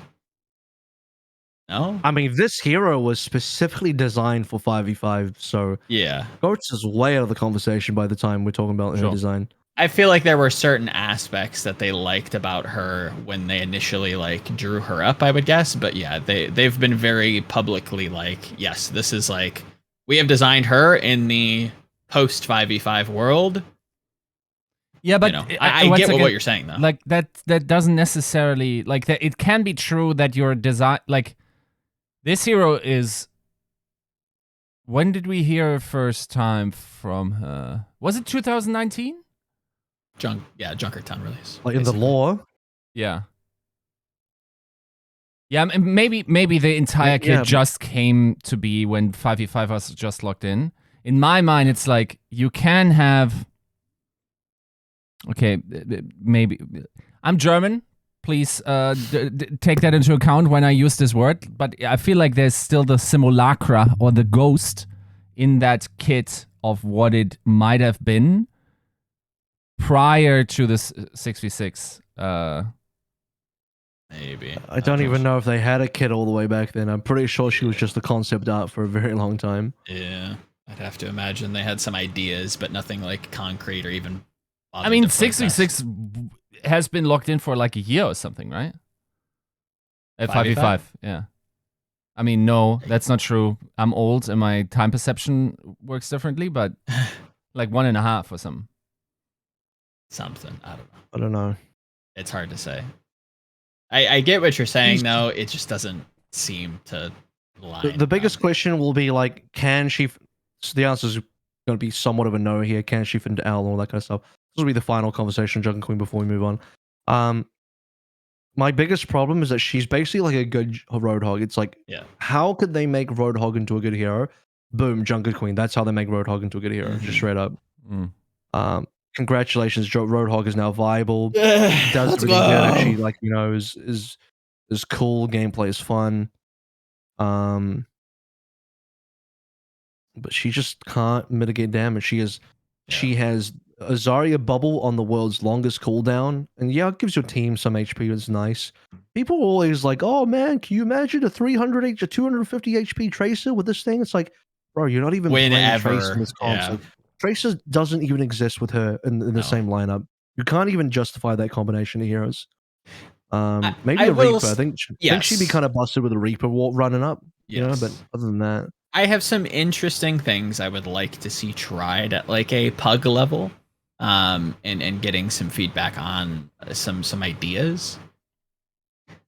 But yeah, I think like barring a few very, very flat and choke heavy maps, Junker Queen's probably not gonna see too much play, I would guess. The one thing I will say, Ryan. Ryan just plays Zarya. Like they seem a little bit more team oriented. Yes, I think Commanding Shadow is a very, very potent ability and one that they're going to have to keep a very close eye on. But a lot of people do her job better and more often. Like you said, problem is you can't rotate. You can't rotate with her. It's just like okay, in a situation where maybe in a sim comp where you just all TP in, you just shout your way in. Correct. Yes. But other than that, like you walk around the corner, you just eat shit. You take so much damage.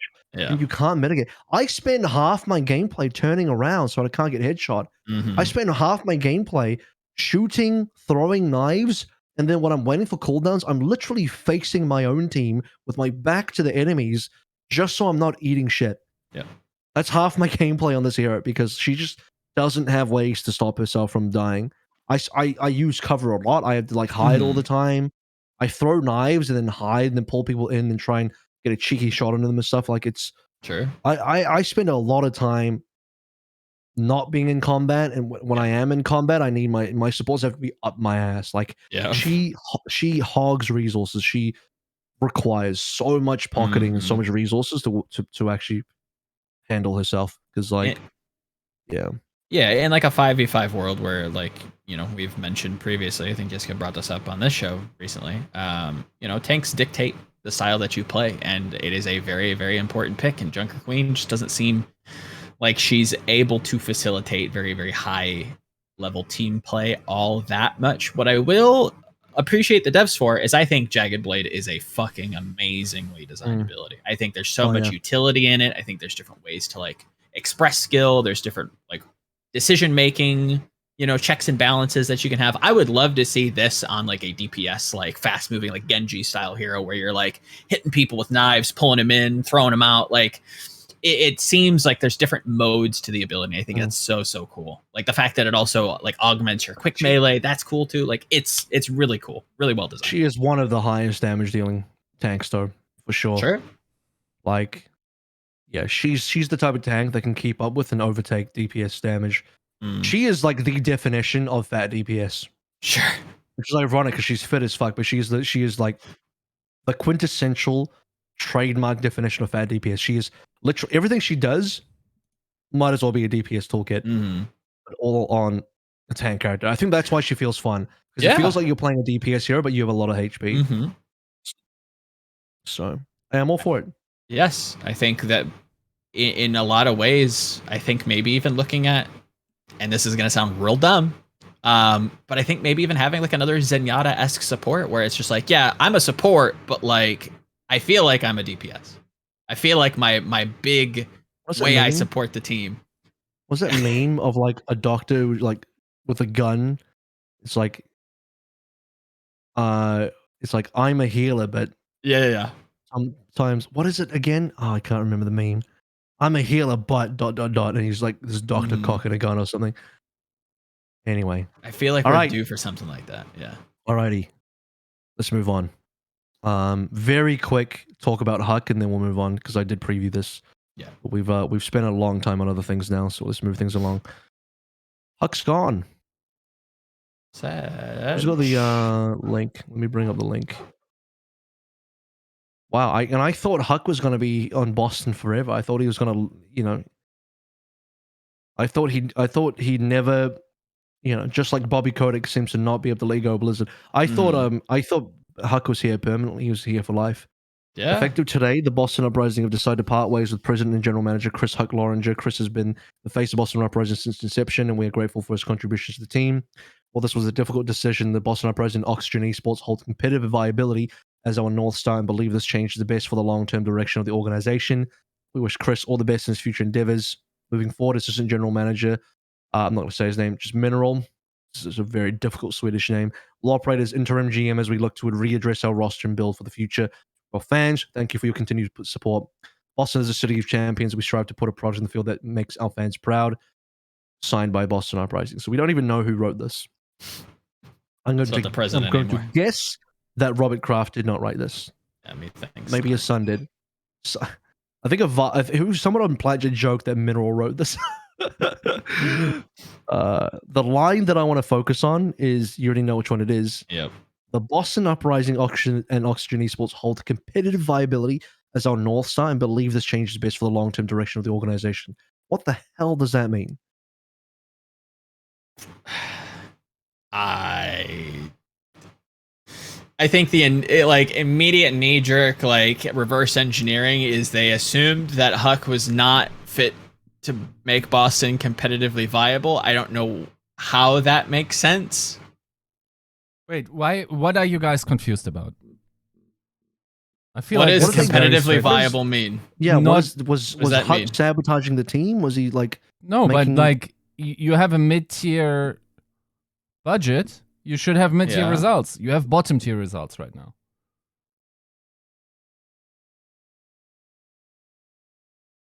Right? Let me pull this up. So why are they doing this to Huck now? Why wouldn't this happen in the off season? Because like probably this team has been increasingly more invested, giving out bigger salaries, having bigger Sure. rosters, like going fully Korean or like giving the coaches whatever they needed to, increasing like I think we definitely have to get out this idea that this is a budget team. It absolutely isn't. At this point, yeah, no, it's not. So how is it not? I feel like it's straightforward. You had a stage with increased budget to demonstrate that this increased budget is well situated. You haven't delivered results in 3 seasons. That's Sure, I think that's where it's confusing, and I won't speak for AVRL, but that's where it's confusing for me, is that yes, the Boston Uprising this season have bottom tier results. In terms of like form, I would say that they are very firmly a mid-tier team. Like, I think they are not anywhere near the New York Excelsior, but I think they compete with Justice, Mayhem, Toronto, those teams. those Yes, are bottom have tier London- teams. Sure, if you want to if you want to just remove a complete third tier and you just look at the league as like 2 tiers, then sure, No, I suppose. What? There's top tier teams, which is like the top 3, maybe top 2. Then there's teams that will qualify for playoffs, and then there's the rest. Okay, then yeah, there's Okay, a lot does of this- shit teams. This team is does this not on playoff justify- course. Does this justify getting rid of Huck though? This just seems like still extreme. And it's like if you no longer trust Huck to build you a good team, Yeah. so this seems like something you would do in the off season. Like, okay, Yes. our season's over, we lost our playoffs. Huck's gone now, so we can prepare for the Mhm. next season. It's weird that this happens now. Yeah. And the way I read into it, if I was to really try and read into this, is like they're concerned that Huck staying right now would impact their competitive strength or whatever. Which is like, what does that mean? Is he dragging the team down currently? Actively? What does all that mean? Yeah, it is. I don't it know. is bizarre. I feel like It's very you can put it on the general manager to readjust mid-flight, right? And like if the leaks are true about like them bringing in new players, I can't imagine that was necessarily about like the Hugs decision or whatever. I don't know. Like just thinking, right? You have good results in season 1 on a low budget. The business case for more budget is arguable always. You in the following 3 seasons, you don't have any meaningful success. Correct. The general manager argues that they found like niches or inefficiencies in the market in season 1, couldn't do so the seasons afterwards, and then says, in order for me to once again be one of the top teams, I need an increased budget. They give you the budget, and the results stay the same. Then the person in charge has to go. And I don't think I anybody's feel like- disagreeing with that. It's just the timeline of when that decision is made. why would you throw more? If anything, like I'm getting rid of Laurie as well. I mean, I don't disagree, but do you do that in the middle of Yes, the season? absolutely. It makes more sense. It makes more sense to target the coaching position mid-season, like KDG, than Yes. it does to target the GM. Yeah. Because there's very little now, unless Huck's literally in the training room, like fucking telling people what to do, like telling the players how to play the game and going over Laurie's head. That would be like, okay, now you're fucking with our competitive strength. And, you're like Mhm. screwing with those kind of things in terms of what do they say again? Competitive viability. If you're screwing with our competitive viability, if Huck is doing something to sabotage the game or the team in the game. Which it So, like- doesn't seem like that was the case because everybody came out, or at least 2 people have come out and with like very positive reviews. No, I don't think there's anything like this. I think it also makes perfect sense to remove the person that makes all the decisions. In terms of person, unless you were concerned with them making more decisions that would harm the team. No, you need someone with new decisions, and you need to change everything now. Yeah. Absolutely. I mean, it's failing. What is Mineral going to do? What is Mineral going to do now that Huck wasn't able to do this yet? I don't disagree that things are bad now, but I side with Avril. Like, what are we really going to do? The trajectory right now is that they don't make play-ins. Sure. No, this is not sure. This is radical change. We now, like, the boat is sinking, and you guys are like, what is a new GM going to do? What is another GM going to do to change that? Everything different. Just fucking rip it all down. This is the situation where you should do it. Make it a hybrid roster. Fire some players. Get some new players in. It's 5:09, guys. Like, Vancouver Titans will conceivably come better. This is 3/4 through the season, by the way. Like that, over the half the season, you probably need like 7 wins, 8 wins to qualify for play-ins. I would imagine. Probably less, maybe. Yeah. Like, you are halfway there, but other teams below you are making moves and are reasonably, like, going to pass you up if you fall further behind. Mm-hmm. This is not a situation. Unless Mineral is immediately about to make some moves, I don't see what. But he is, right? We've heard a rumor of and player. I couldn't even tell you which player that is. Seeker was the rumor player. Sure. I don't even know how good Seeker is. So I don't know. I don't know. But like, you can't keep going. Legit. I agree. I think we all agree that the trajectory that Boston is on, you can't necessarily continue that way and expect a good season. I just don't know if you can really pivot enough to make a difference. And I don't think that just adding more players... You can't just lie down and say, like, yeah, London might have half our budget, but, like, whatever. Yeah, I Tough luck don't next disagree. Season. Again, I agree. I just don't... I think your hands are kind of tied unless you are quite literally shipping everybody back home and signing a new coaching staff tomorrow. I mean... I don't think it's a player question. It's a problem of availability, I think, for sure. Agreed. Right.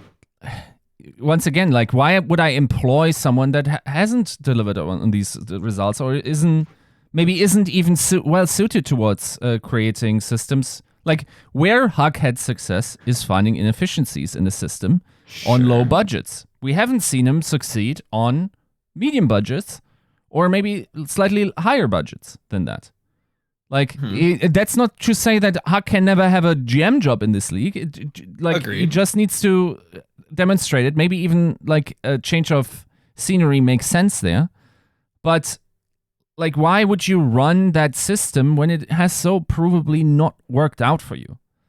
And especially if you had a budget increase and your season starts out with, like, you're being promised mid-tier results at least, or maybe top-tier results. Sure. Which I assume you have to think, because, like, you want to outperform. That's the entire Patriots brand is about outperforming resources. You are underperforming resources right now. This is not acceptable. You gotta get rid of the person that's responsible for this. Is how I'm reading what this is saying. The better, and I won't speak for Avril, but I agree wholeheartedly with what you're saying. It just makes no sense to me as of why you would do that now. Because would you not cut him in the preseason to create a new system to provide exactly what you're talking about to their because ML? You didn't. Their vision is to provide better results than the resources. Because why are you giving somebody who has not provided you any results in 3 seasons, like you've previously mentioned? Because you didn't give them the resources that you did this season. So you give them resources for 2 stages and then go, no, you're shit. I gotta go. Like, that doesn't make a whole lot of sense to me. And then sign again. You're creating an impossible situation unless you are quite literally torching everything, which I don't believe that's going to be the case. I would love it to, because I think I agree. If there was something radically different about this team, they probably would find success. Maybe in the long term, maybe not in the short term, but the long term. But logistically, unless you're bold-faced telling me they're signing a new coaching staff and going completely mixed, more so than they are now, because obviously they are, I don't see anything changing. I get like wanting to signal change. I don't understand why. Like, you'd much rather try. Like, how much worse can it get? You'd much rather try something else in a losing position than this. Like, all the training wheels are off now. Like, there's no reason to keep trying. And the difference is why you can't make it in the offseason is because there has been, as far as I can tell, a transformative change in their payment structure, and they're not delivering the results. Yeah, I don't know. I would need to see some pretty major changes coming on through to justify this. The timing only makes sense if Mineral's about to do some big shit right now, or they're about to sign a new GM. Why though? Because otherwise, it almost can't get worse. It can stay the same, or it can get better. And the difference is that you're paying someone probably six-figure income for not making a difference. Definitely can get worse. It depends. Is Huck really negatively affecting the team that much? If he's really screwing the team that badly, then yeah, get rid of him. No, but otherwise, I don't see how it would. I don't see. I don't think that follows. I think if you're not making any impact, or even just slightly positive impact, that's not worth the salary that you're paying a guy like. If he's getting in the way, then yeah, get rid of him. If he's doing something that's getting in the way of progress, then for sure. No, you get him out of the way even if he is a net mild positive. For the chance of having more, also valued against the salary you're paying them. That seems extremely nuclear, and I don't know how I feel about that. That's the only salient business position you can have. You're not paying someone six figures for bringing slightly more value to a situation. Sure, I think I get that. Like, I see that. It just, yeah, I don't know. This feels like a late once again, I don't know. Maybe they will now absolutely crumble because this guy, for all we know, had the team culture on his back, and I'm also inclined to believe that he was definitely like good to work with the last couple of seasons, making a lot. Like once again, like this guy is the only one still believing in like the tier 2 system, having like that type of stuff is commendable. At the same time, like, where are the results? You got to bring those results, and Laurie needs to get the fuck out of here as well. He had enough chances. You will not hear me disagree there. I think again, these are all moves that feel very late. Had enough resources. Laurie before Huck. They should have targeted Laurie before Huck, in my opinion. So that's kind of why, like, but I think that seems like it's weird to go after the GM in this situation when I would say that the head coaches are far more responsible for performance of the team than the GMs, unless the GMs straight up sign wrong players. I mean, it also depends consistently doing that. What kind of a vision you can continue to sell. I imagine, if you like, just imagine you're the owner of a business, and it's not even a sports business, and this guy goes. So even if he's your golden boy, like early on in your business, like he delivered something that you didn't think was possible. So then second season, okay, you can say like, you can't bring it every season. And once again, like other teams get better. That's fair. Third season rolls around, or third year rolls around. Like, yeah, that's like, I gotta give him the benefit of the doubt. Fourth season, no, there's no viable.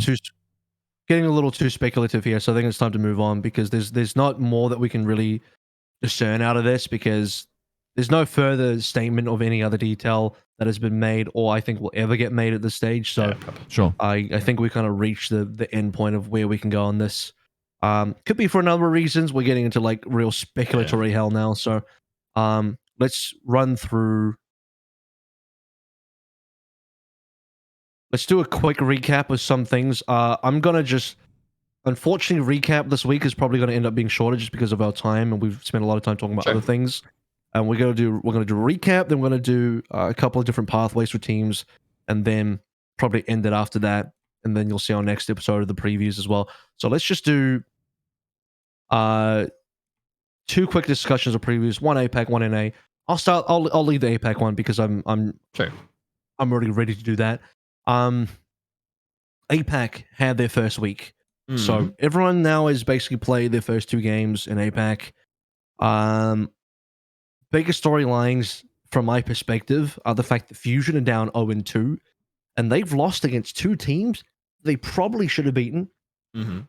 and 2 teams that now are 2 of the weaker teams in the APAC region as well as far as standings goes, which means their next 4 games are fucking hard. So when I said earlier, like, yeah, Fusion stage is not likely to improve too much. It's because you look at their schedule, the 3 top APAC teams that they also had to face and were also in the tournament last stage are still there to be played. Spark, Seoul, and Shanghai are all there. Now you could easily say, okay, well, Shanghai don't look particularly good. Fusion have a winning record versus Shanghai, by the way, 6-0 in maps. They haven't lost a single map to Shanghai this year, this entire season. Mhm. We can say those things, but I don't know how much do you trust Fusion to beat Shanghai when they're fucking losing to Chengdu and Valiant? Yeah, not Now, very much. Granted, Chengdu played very well, and Valiant also had a great comeback as well. But and yeah, Shanghai are kind of weak at the moment. But Moon released a statement on an interview recently where they want to do some pretty drastic things with swapping people in their roster and trying some other shit out. So Shanghai are on the recovery. They just got blasted out week 1, lost Right. 0-2. They're on the path to recovery now, where they're trying to address issues. And so the problem ends up being, no matter what, you're going to see a better Shanghai next week. Surely, because it can't really get worse for Shanghai. No. They've kind of, as far as I'm concerned, I think they've kind of hit rock bottom. You can't really get worse than Shanghai's opening weekend, which means now, and to be fair to Shanghai, they did have to play the 2 best teams in APAC as well, Sure. being Seoul and Hangzhou. So I'll give that to them. They've done the opposite of Fusion. Fusion lost to 2 of the worst teams. Shanghai lost to 2 of the best teams. Shanghai didn't get a single map. They got fucking destroyed by both Seoul and Hangzhou. Mhm. Not even close. But now that they're facing quote unquote weaker teams and now they're on their upswing, I expect them to be a bit stronger. Maybe they're not strong enough to beat Fusion. If you want to huff some extremely good Fusion copium, Mhm. you could say that Shanghai maybe are still not going to be good enough to beat Fusion even on their upswing. But I'd say that based on what we saw from Fusion last week, it's not looking great for Fusion unless they're also on their own upswing, which they could be. But unfortunately, their upswing is timed with having harder games, whereas Shanghai's upswing is timed with having weaker games. Yep. I think what really stuck out, Weaker opponents, I meant to say. I think for me, and maybe you can comment on this, obviously, having casted the APAC games, what really stuck out to me for Shanghai is that they kind of have identified what the meta is, but are not necessarily mega comfortable in terms of running it. What really stuck out in the Seoul Shanghai game, one that was not very close, one that we expected to be close, wasn't very close, was that King's Road defense from Shanghai, where like Void's like off in a corner, like in alley, kind of like playing the Doom, waiting to try to engage, never really gets to have a chance to, and they just kind of free cap the point. Like they never really pulled the trigger. There was never really a dive. There was never a collapse for those positionings to like warrant any kind of like that. To me, signals like it's a weird body language that signals like, okay, like after a certain condition is met, we're gonna jump in and we're gonna try to win the team fight. We're gonna engage, right? It never really seemed like it happened. It seemed like he was kind of waffling about an alley, kind of jumping across back into catwalk, and then there's just a Zarya on the point that just wins the game. Shanghai, Moon came out in the interview and said like, yeah, we're lacking leadership in our shot it feels like like we're like kind of waffling around and no one's everyone's reacting and no one's being active and we're not doing things, which is such a weird thing to hear out of the Shanghai camp, because last year all we saw was them being super fucking proactive, very fast around the map. I said that last year watching their games, they didn't waste a single beat, not a single second, not a single step. Everything they did had such extreme purpose. They were the fastest team, most well-coordinated team, and all of that stems from the fact that, every movement they made was some sort of play towards some sort of strategy, towards some sort of overall goal. Yes. And there was just no wasted ability usage by the Shanghai Dragons. Everything they did was purposeful. Now it's 180. It's like they are waffling. Everything they do just feels like it doesn't have a purpose. And on top of that, I don't even think I think they're also underperforming individually. Sure. I think Flitter looked weak. I think Lip looked particularly weak. For someone that was like, people were and I'll be straight, I was part of that train as well. I even started that train. And I'm the conductor for most of these trains, don't forget. For a lot of people that are clamoring for Lip to be MVP last year, he's fucking looking pretty atrocious in this current meta. Yeah. He was very good on Soldier in Kickoff Clash, but now he even publicly said, well, not publicly, but he, in the sort of DMs, the Jimmu that ended up going into the public because Jimmu was streaming, Lip was like, yeah, my Sojourn bad. I'm like, I feel bad for him because I know he's struggling and he's stressing out about it. Yeah. But also, like, yeah, to be honest, he's not wrong. It is statistically bad. It's on the eye test, not good. You look at his stats as well, it's at the bottom. Did of he all not? The Sojourn players in APAC, he's literally at the fucking bottom. Did he not play like a considerable amount of Ashe too? Like, did it not feel like that's a problem? You shouldn't be playing Ashe. That's a key indicator of weakness. Yeah. If you are in this meta and you're like, so there's Sojourn available, I might just go play Ashe. That means you're fucking. That means you're behind. That means you're like, you're not good. It means you're not good at the good hero. That's like, that would be like in the last meta, right? Kickoff Clash. Go in time machine. Go to the past. Play Kickoff Clash, and some dude rocks up. He's like, I might just play Cassidy instead of Soldier. You're like, what the fuck? Like, you would be fucking crazy. You'd be fucking insane to want to play anything but Soldier last stage as a hit scan. That's the same now with Sojourn. If you're trying to play anything that's not Sojourn, you're just doing it wrong. You're fucking it up. Yeah. And anybody who's like, oh, well, APAC played Cassidy and Ashe last stage, it's like, yeah, and then look at the playoffs. Look at exactly what was wrong. They all played Soldier. Like, they found out real quick that Soldier's kind of busted, right? And most teams now, it feels very comfortable, even though I will say, I think much in the same way that we saw Ashe last stage from APAC, I think we are still seeing a little bit of it for reasons that feel a little bit more unbeknownst to me, because Sojourn does feel just like the odds-on best pick at the moment, much like Soldier did. And we should see more Sojourn and less Ashe as the stage progresses. And yeah, I think I'm going to really lean on this idea that like Shanghai has a good idea of what to do. They just have a really tough time executing it. They have, I think Moon hits the nail on the head. They have next to no leadership. You see in mid gameplay, Lips on Sojourn. He starts on Sojourn, then halfway through he changes to Ashe. I mean, that's like, I feel like I'm not getting impact. Let me swap. That is like the clearest evidence of somebody being like, I'm not doing anything. Yep. I'm fucking doing nothing right now. I got to change. Yeah. You know, that's the clearest indication of that. That is, what. So it's not even a strategic level, even on an individual mechanical level, it's not good. Nope. And people will say like, yeah, but you know, the pros haven't had time to play Sojourn, and like, there's no ranked and there's no beta. I'm like, okay, so how the fuck does Shy do it? Yeah.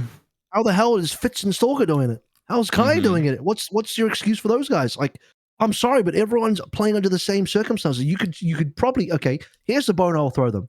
Yes, Shanghai had the lockdown in Shanghai. They had the internet issues. All valid, all completely valid. But can I also say, and this is the part that's going to blow your mind, Shanghai played better last stage with those problems than they are playing now without them. Yeah. They didn't even have fucking cams last stage. Shanghai nearly beat the champions last stage. In fact, they were probably favored to beat Seoul. They nearly, if it wasn't for the fucking profit clutch on Lighthouse, Shanghai would have been in the fucking finals, wouldn't they? Yep. And who knows, maybe they would have won the finals. Who knows? My point is, Shanghai were championship caliber last stage, just one fucking stage ago on Soldier. Lip was dominating on Soldier. Yep. They nearly beat Seoul, who ended up being the champions. One fucking pulse bomb difference, literally. Yep. So how is it possible that Shanghai, during the kickoff clash, with all the internet issues, they were literally in lockdown, couldn't leave their training facility, one internet line, 200 megabits per second, one internet line. People couldn't even fucking use any devices. When the match was on, every device had to be off the internet. Yep. Only the 5 computers playing the game could be connected to the internet. No fucking webcams, nothing. And yet somehow they play better in that meta under those circumstances than they are playing now. So I don't buy that fucking excuse. I'm sorry, I do not buy it because they played better last stage with the issues that they're playing now without. Nope. It's a strategic underperformance. They do not execute well. Again, I'll harken back to the Kings Row. The defense was bad. The offense was a miracle that it was as clean as it was, because to me, all that signaled is let's roll out on low ground and hope we get picks. They got picks, cool. Like there's a not too distant universe where that Shanghai offense, like on Kings Row against Seoul Dynasty, gets full hold and it's not close. Like the macro from Shanghai was very questionable on that map in particular. I can't speak for the rest of them. It never stuck out. On Kings Row, it felt like it did. It feels like I have identified the compositions that work this patch, this stage, but like they do not understand how they work nor how they should work on some of these maps. I have one more grievance to air about Shanghai. When does Yiska want to come in, now or after I've aired my grievance, my next grievance? I think I would just be in mild defense, playing defense for Shanghai a little bit. But so if you want to have more to pile on, pads on then, buddy. Get the pads on. I'm ready to swing. There's been a community narrative. Fuck these. This is where I'm getting tilted. I always get tilted at these.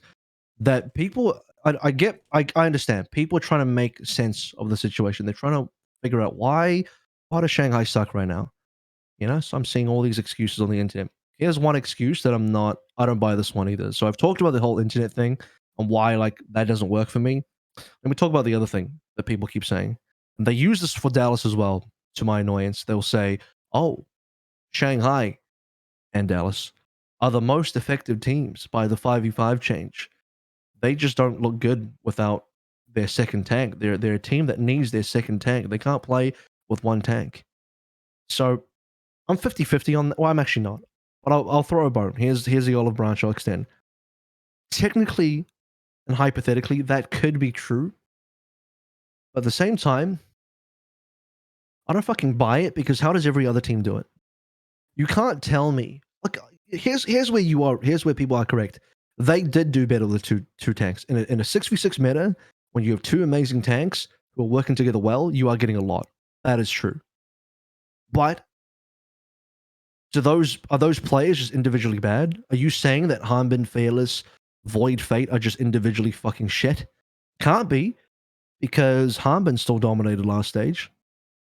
I would say, I don't know if I'd say that Void and Fate dominated, but they certainly didn't look as tragic last stage. Okay, you know, Fate did a few funny moments. Okay, we remember when he entered on Eichenwalder on 5 HP. I called that one out already. I don't think they were awful. Mm-hmm. So you can't tell me that these teams suddenly, they just forgot how to play Overwatch. Now there's only one tank, like Void and Fate, just like, what dude, don't know how to play, one tank. Like, what happened? They just fucking lose brain cells? What? How the fuck, explain to me this. You motherfuckers with this narrative. Explain to me this. How is Burner better in this meta than Void is now? Mm-hmm. How's that possible? Put these players in a 1v1. Put these players in a situation we compare them one-on-one. Who's the better tank? You're going to tell me Void. You will tell me Void. Why do you think it's Void? You'll give me all the reasons why you think it's Void. So now tell me how the fuck you think this narrative works, where Burnout is now better than Void, and you're like, oh, but Fate. It's like, what? So these other tanks who are factually worse than Void and Fate, who played worse in 6v6, are suddenly miles better in 5v5. Well, you're telling me these players that are better than Burner are now worse than Burner, even though they're better than Burner. Yeah. Do you see where I'm going with this? This doesn't make any sense, does it? You can't tell me that they're so negatively affected by and what? No other tanks. This only applies to Shanghai and Dallas, does it? That's a little bit inconvenient. But to be honest with you, it's very convenient you say that about only these two teams. The two best teams from last year. You're telling me that what? Sashin is now a fucking god tier Zarya because of 5v5, and Void is fucking poo. Is that what you're trying to tell me? Is that what? Oh, Hanbin, oh no, he's so bad in 5v5. Just factually not correct. So you can't even, Hanbin just disproves that theory straight away. How is that even an accurate thing to say? It's such a weird thing to say. And then Plat Chat said, I'm like, what the fuck is this? This is just not accurate. This is just not real. This is not real life, guys. This is like, oh, they're worse. They just don't know how to play. Fuck off. That's not correct. Unless these people literally forgot how to fucking play the game, it's not correct. No. You want to... It is a little bizarre. You want to... I think I have a deadbeat argument that makes the whole point whole. And that is, the practice situation is shit. Everyone else has to deal with the same stuff. Or do they? Mm-hmm.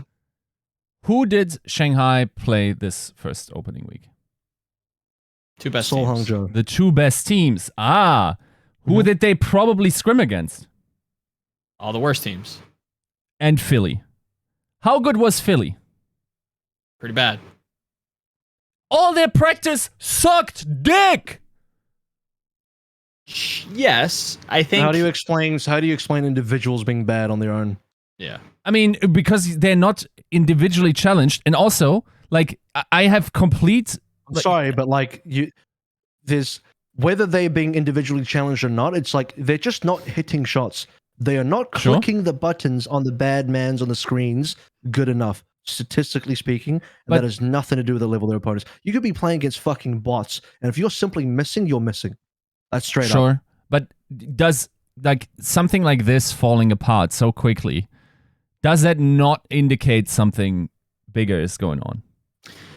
Yeah, I don't. Again, I think there is something to the idea that like they had really poor practice coming into the stage. But I think it's a compound issue. I don't think it's just that. I think they are underperforming. I think there are bigger things like leadership, like communication, like confidence being at an all-time low because of a lot of different variables going on. One of which probably is practice. Another which they don't feel very comfortable or confident on this patch. And it's it's clear to me within these first two games against top tier opponents that they are very confused as to what to do.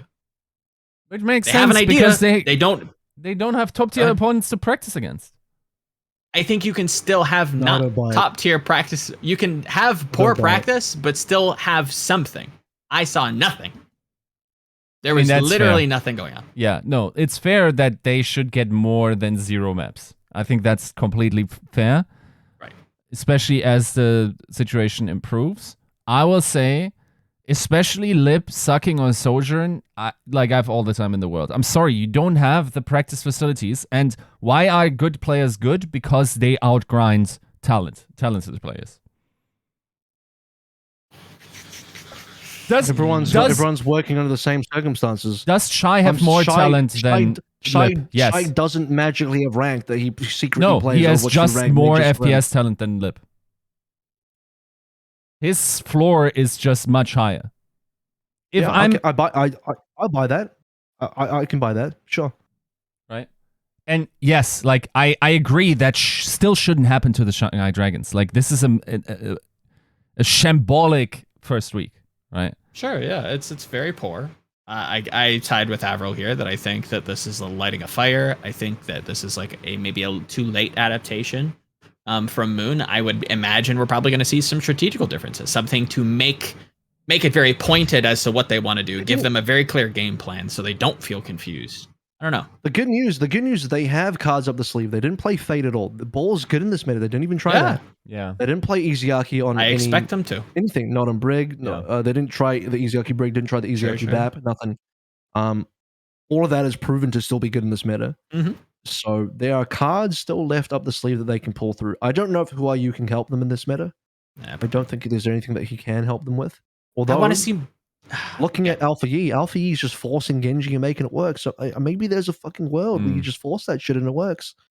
We're seeing Echo being good. Flutter should be good at Echo. He was like reasonable, I think. Yeah. I don't know, man. Everyone just looked average. The whole team, all five of them. I think Iziaki was probably the best player on that team this weekend. Mm-hmm. And that's rough when like your Zen player is your best player and the other four are just doing fuck all. It's like, okay. Yeah. That's kind of rough. Like It can't happen. The fact that there was like as much, and I don't even think Tracer's a bad pick, but when Soul's running around, flexing around, Prophet and Stalker and Fitz all have these like really dynamic swaps. Prophet look like a god right now, and then Shanghai just looking like fucking what? Prophet is just completely running circles around these guys. Yeah, and this is like, and it's Shanghai played. You weren't here when I talked about this, Yiska, but the circumstance conversation doesn't make sense to me because Shanghai were good last stage. They were good. They were fragging. They were doing they shit. Just understood the meta, right? Beat Soul. Yeah, but then I feel like you have to. there's a Yes, real you have to give world up the where ground they then didn't that it's a know what compound they issue. were. Yeah, there's a real world where they didn't know what they were going to meet. What? It's do you like, mean? like elaborate on that. Just What do you mean? Like clear that up. what they would be up against in terms of hero composition, in terms of Right. established rotations, positions. Because you're playing fucking Philly, that also like is bad. You're a full week. You're a full week behind NA. You get to fucking watch all their games. You're in scrims as well. I think it's pretty clear, like what is like the NA did a very good job of just decoding the meta, and as APAC, you kind of just take that work and you just further it, like a fucking scientist in an olden days, you know. Fucking Aristotle dies, and you take his work and you just fucking further that shit, right? You look at what NA does, and you just take it a bit further. That's what you're supposed to do. I I think don't know that they no. are, though. I think what might happen is Shanghai will body bag every opponent now because they are now have access. They are fucking Yeah. fed up with their own mediocrity. Mm-hmm. Mediocrity, right? Yeah, whatever. Mediocrity, yeah. Mediocrity. Yeah. And being German is so fun when you only ever read words. Meritocracy, mediocrity. Yeah, it is. It is a lot. English is fun. English is a lot of English is fun. very fun. To be fair, last stage that happened quick. They lost 0-3 to Philly and then instantly bounced back. Yeah. I didn't want to be Philly in this situation. They're getting curbed. They're That's getting the thing, curbed right? this We're next just game. talking about Philly. Like I don't know if you hear when I said this, but like they are. If Philly are having an upswing, they're having an upswing during a time where they're about to head into their hardest games. Shanghai are having an upswing when they're about to head into their easiest games. Yeah. So it's looking rough for Philly out there. Yeah. I don't know if Philly can make. Well, I think they have a good. I think they have a very good shot of still making the midseason, but it's not going to look pretty. Let's talk about some other teams just so we get through this. Just in essence of time. Valiant, brilliant reverse sweep. They beat Guangzhou expected. So 2-0 start for Valiant. Super fucking good for their opportunity to try and make it. We'll still probably not end up making it just because they still have, I believe, Valiant still have Seoul and Hangzhou ahead. Yeah. Yeah, so they have a lot of good teams ahead of them. Probably not going to happen, sadly. Chengdu, I think they needed to beat Seoul. Chengdu nearly beat Seoul. That's that's result. impressive. Mm-hmm.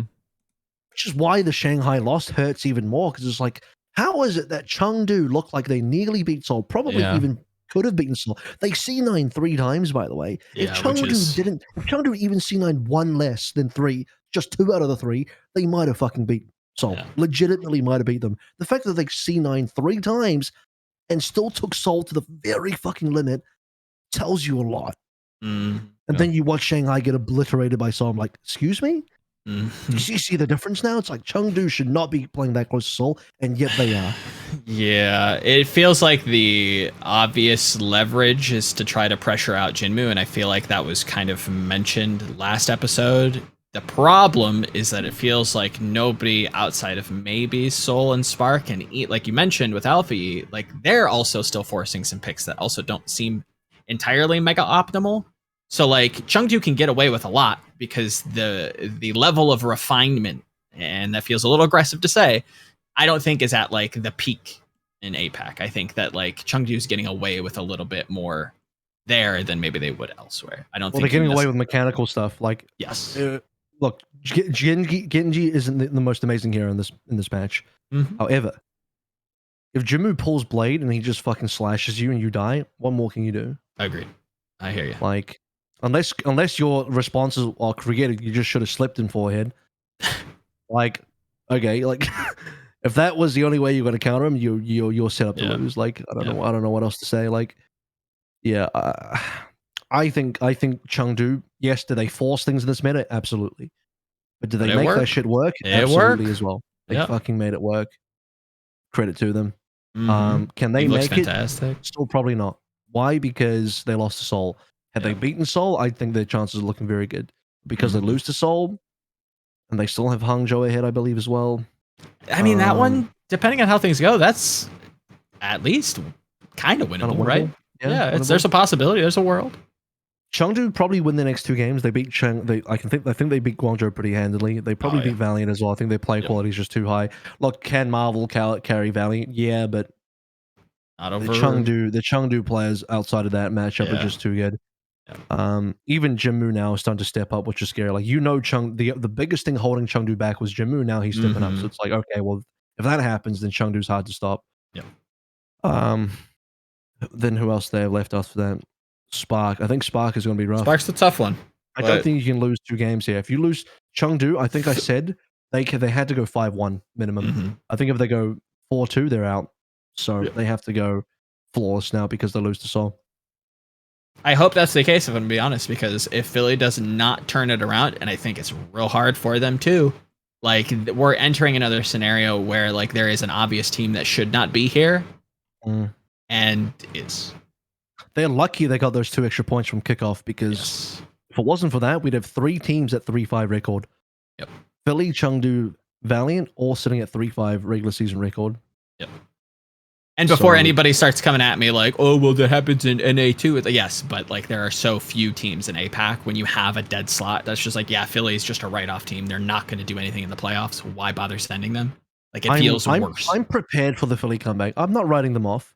And I think they'll make it in. I think I have some hope in that, because I think Philly's going to make it in. They better start looking better. They just need one match, right? Turn it around. I think one match is almost enough. That's my issue, is that, like, eventually they'll have to play Charge, which kind of feels like a gimme, because I think Charge are poop. It'll be a gimme. Charge are bad right now. And Fusion, for the sanctity, and I forgive me for being flowery, to like warrant you being sent to Hawaii. By sent, I mean literally just like playing against people who are in Hawaii. Literally beat Guangzhou, make it. Yeah, like, you need to level up the form, less of just beat Guangzhou, right? Like, you really need to earn that spot, not necessarily just beat Charge. You know what I mean? Like, if they just beat Charge, it doesn't feel good. This is where that Shanghai game is super scary, because not only are you versing Shanghai on the upswing, but Shanghai's fucking angry that they haven't taken a map off you so far this year. They're pissed that they've lost you twice. Like, it's an extra hot, potentially rough game. And I'm not even casting that one, so I'm just going to enjoy watching it from the sidelines. Okay, it's a little bit of a shame, because I would have loved to have cast that. That would have been, that's a dream cast scenario right there. All the different storylines. Yeah, Hangzhou though. Let's talk about them as fun. There's not much to speak on in terms of Guangzhou, so I'm happy to leave them out. Yeah, Seoul, we can just all agree look phenomenal. Look fantastic. Hangzhou honestly look fucking great as well. Shy is so good. So at nasty. Ooh, holy shit. Yep. This guy's good. Yeah. They're fantastic. I think you guys are rightly correct to point towards their tank line last episode. Be like, what the fuck? The Liga's not playing. Gusha's not playing. What do you think? Was he going to play ball?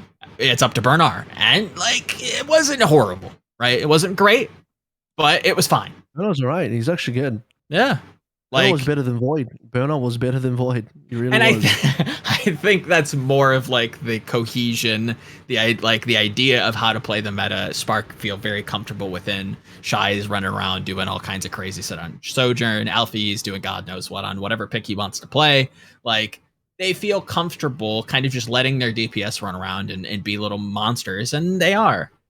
And, like, it kind of feels like that's part of the meta that we're in. Like, it feels very DPS centric. You have a ton of agency on Sojourn. If you're playing Tracer, Echo, Genji, you can do a lot as well. Like, there's always like somebody to dive with and against, because there's a lot of like really just static support heroes like Zen, like Ana. There's not a ton of Lucio. There's obviously not a lot of Moira, Bap as well sometimes. Like, there's a lot of targets to jump onto. Like, you have a ton of agency to just go in and make a play. So a lot of the macro, while there is go ahead. This is all the teams that are good have insane DPSs. Yeah. I'm not just talking about APAC, NA as well. This game in Overwatch 2 is very DPS centric game. If you're I think this meta also accentuates that. Makes it worse. I think every meta is though. Every meta is like last meta, Sojourn different the most important hero. This meta now, Sojourn's the most important hero. It's like so far it's always DPS. Yeah. And everything is about enabling the DPS as well. So it's like you know, at the end of the day, if a DPS are firing off, you're winning. Think about it. Valiant, how do they come back? How do they get a reverse sweep? Dia pops off on the Widowmaker. Yeah. Boom. Done. I mean, to circle back to what you said about the Seoul Shanghai games. How does Chengdu win? The Jimmu pops off on the Genji. Boom. Done. Sure. That too. Like, comes back to DPS. I think I agree. Like it is like Overwatch 2 is very DPS centric. I think we talked about it on the show quite a lot coming into this, this season in general. But this patch in particular feels like it's almost ramped up to like a higher degree where like everybody's running around. You have Sojourn taking flanks sometimes and just like winning a fight just by yourself, right? Like of course other DPS and other metas can do that, but it feels like it's more so happening now with Sojourn. More so happening now with all the Doom, the Wrecking Ball. Like you have a ton of chaos to jump in and just like get picks and just win fights off of that. So it's a less methodical game, but it is very fun and flashy. And I am very sad that we do not have a LAN environment. Let's head over to NA now. NA land where I sleep. What happened here? Who would like to lead? Who would like to lead? Nothing crazy, right? Not because it's boring. Some of it's boring. No. Because I'm literally sleeping. I'm literally of sleeping when course. it happens. Who wants to lead the discussion on NA? I don't know that there's anything too crazy. Nothing jumping out. I think I won't speak for Yiska, but to highlight a few of the games, I think some of the talk around Florida, Dallas was interesting. I think for my take, they being Florida, kind of underperformed. I'm still very hesitant to accurately judge how Dallas are situated within the meta. But I think Florida probably underperformed quite a bit. Definitely were not the best team on the day. I think you saw glimpses of what I was trying to predict with Dallas against the Shock later on in the week. I think people are slightly misjudging the Justice, if I'm going to be completely honest, after reviewing the game. I think they have a good idea. How do I put this? They have a good idea sometimes, and then sometimes they just look fucking lost. You just described Justice's entire existence. Yes, existence over 3 years or whatever. Pretty much. I think they've answered a lot of my questions. They're locking in a roster. They're playing Happy and Decay, which is you saw immediate benefits. The issue I think came to making Kalios the mainstay and how they were going to retake space with Doomfist was maybe a little bit off for them. They didn't necessarily feel comfortable. I'm going back to the Eichenwald match against Toronto. They seemed they felt very oppressive when they had space and when they were leading the tempo. But once they lost control of the game, they kind of just floundered about, didn't know exactly how to get a word in edgewise, getting back into the game. So I think you should hold in terms of the stonk selling. I don't think Justice or poop. I think Toronto had some over performances in some certain places that like even gave them a chance. Oh well, this is the game where Muse got 1 million environmentals, right? Yes. That's right. Played quite well. Found a lot of value on the Doomfist and a hard carried and again an Eichenwald like did a bit of lift. I don't know if we have a source on this, but apparently this is like Muse's second day playing Doomfist or something. Where did that come from? I have not a clue. I have not heard that. That would not be that surprises me because of how successful he was at it. Like again, like the reason why Eichenwald wasn't even a full hold is because he pulls out a 3K out of nowhere. Like they lose. I think they lose first kill, and then Muse just gets 3 and they win. Like that's how they cap point it. Right. And it's just like okay. And then on Control, he's popping off, doing all kinds of crazy shit. Citation needed, but apparently Muse had only been playing Doom for a couple of days. I mean, that's wild to me. Citation needed. Don't have a source on that one. Sure. Source could literally be I made it the fuck up. So just be a little bit careful on that one. Don't spread that one too far. Yeah. Take a handful of salt on that one, not just a pinch. Was there anybody for you, Yiska, that kind of like stuck out? Any teams underperforming, overperforming? I feel like, Vancouver is on the up and up. I think they should have probably won the first 2 maps against Fuel. Okay. Like, if you look at those matches, like, Push for sure was in the bag until it wasn't in the bag. Push is fixed. Don't worry, guys. Well, that was one of those matches where, like, imagine if backs, though. If you didn't have those extra 2 minutes, Titans might have won it. But yeah, I don't know. They seemed like I had an interview with Shockwave, and he just basically said there's a lot of like they were very hyped to play them this close, and then they just fumbled at the finish line right? in on both first 2 maps. think third one was reasonably decisive. I don't have an issue there, but When you were talking to Shockwave, just to kind of jump in there, did you feel, or did you get the essence that, the team felt a little bit more confident playing them close? Did it feel like they were kind of like, okay, yeah, things are working, things are gelling, like this to pay transfer is really providing us dividends, like we are slowly becoming not a bye week team? For sure, that's definitely the case. I think they realize that, they're out of midseason. They still haven't won a match. Sure. It's not great. There's still like always an underlying feeling of dissatisfaction. Shockwave last year played for a team that won a lot, right? So it's like, he played a few maps, yeah. fair enough. I also meant Fusion Uni, Yeah. But the situation that seems like I'm noticing a lot of players is that they once again, it is the topic of like he didn't play Soldier much, right? Like it was more that Aspire played it, and now there's no way to grind that stuff, so they feel disempowered in their ability to grind, right? And so it's once again, everyone has to deal with this, but it's for sure like a stressor. And I still think like you pretty much have to, say, okay, whatever, first half, you just really gotta get in there for the play-ins, and play-ins are still possible. It's pretty forgiving, right? Like you just need to be 10th, so you need to catch up to the Uprising. The Uprising will also fail to make the summer mid-season, of course, or like will probably, who is left? Yeah, they probably might get a win against the NYXL. If not, that's even better for the Titans. And then like the bar just keeps it pretty low, and then you just gotta pop the fuck off in stage 3. That's your goal. You need that bonus win as well of participating. And if we're gonna be honest, like Titans have shown a bit, like Aspire last stage, like this team does have some weapons available. They just need to, I don't know, gamble the right way, make sure he's eating his Cheerios. Like they do have some firepower. Let's be real as well. Vancouver stage 3 is really strong schedule wise. Like I'm talking unbelievably good schedule wise.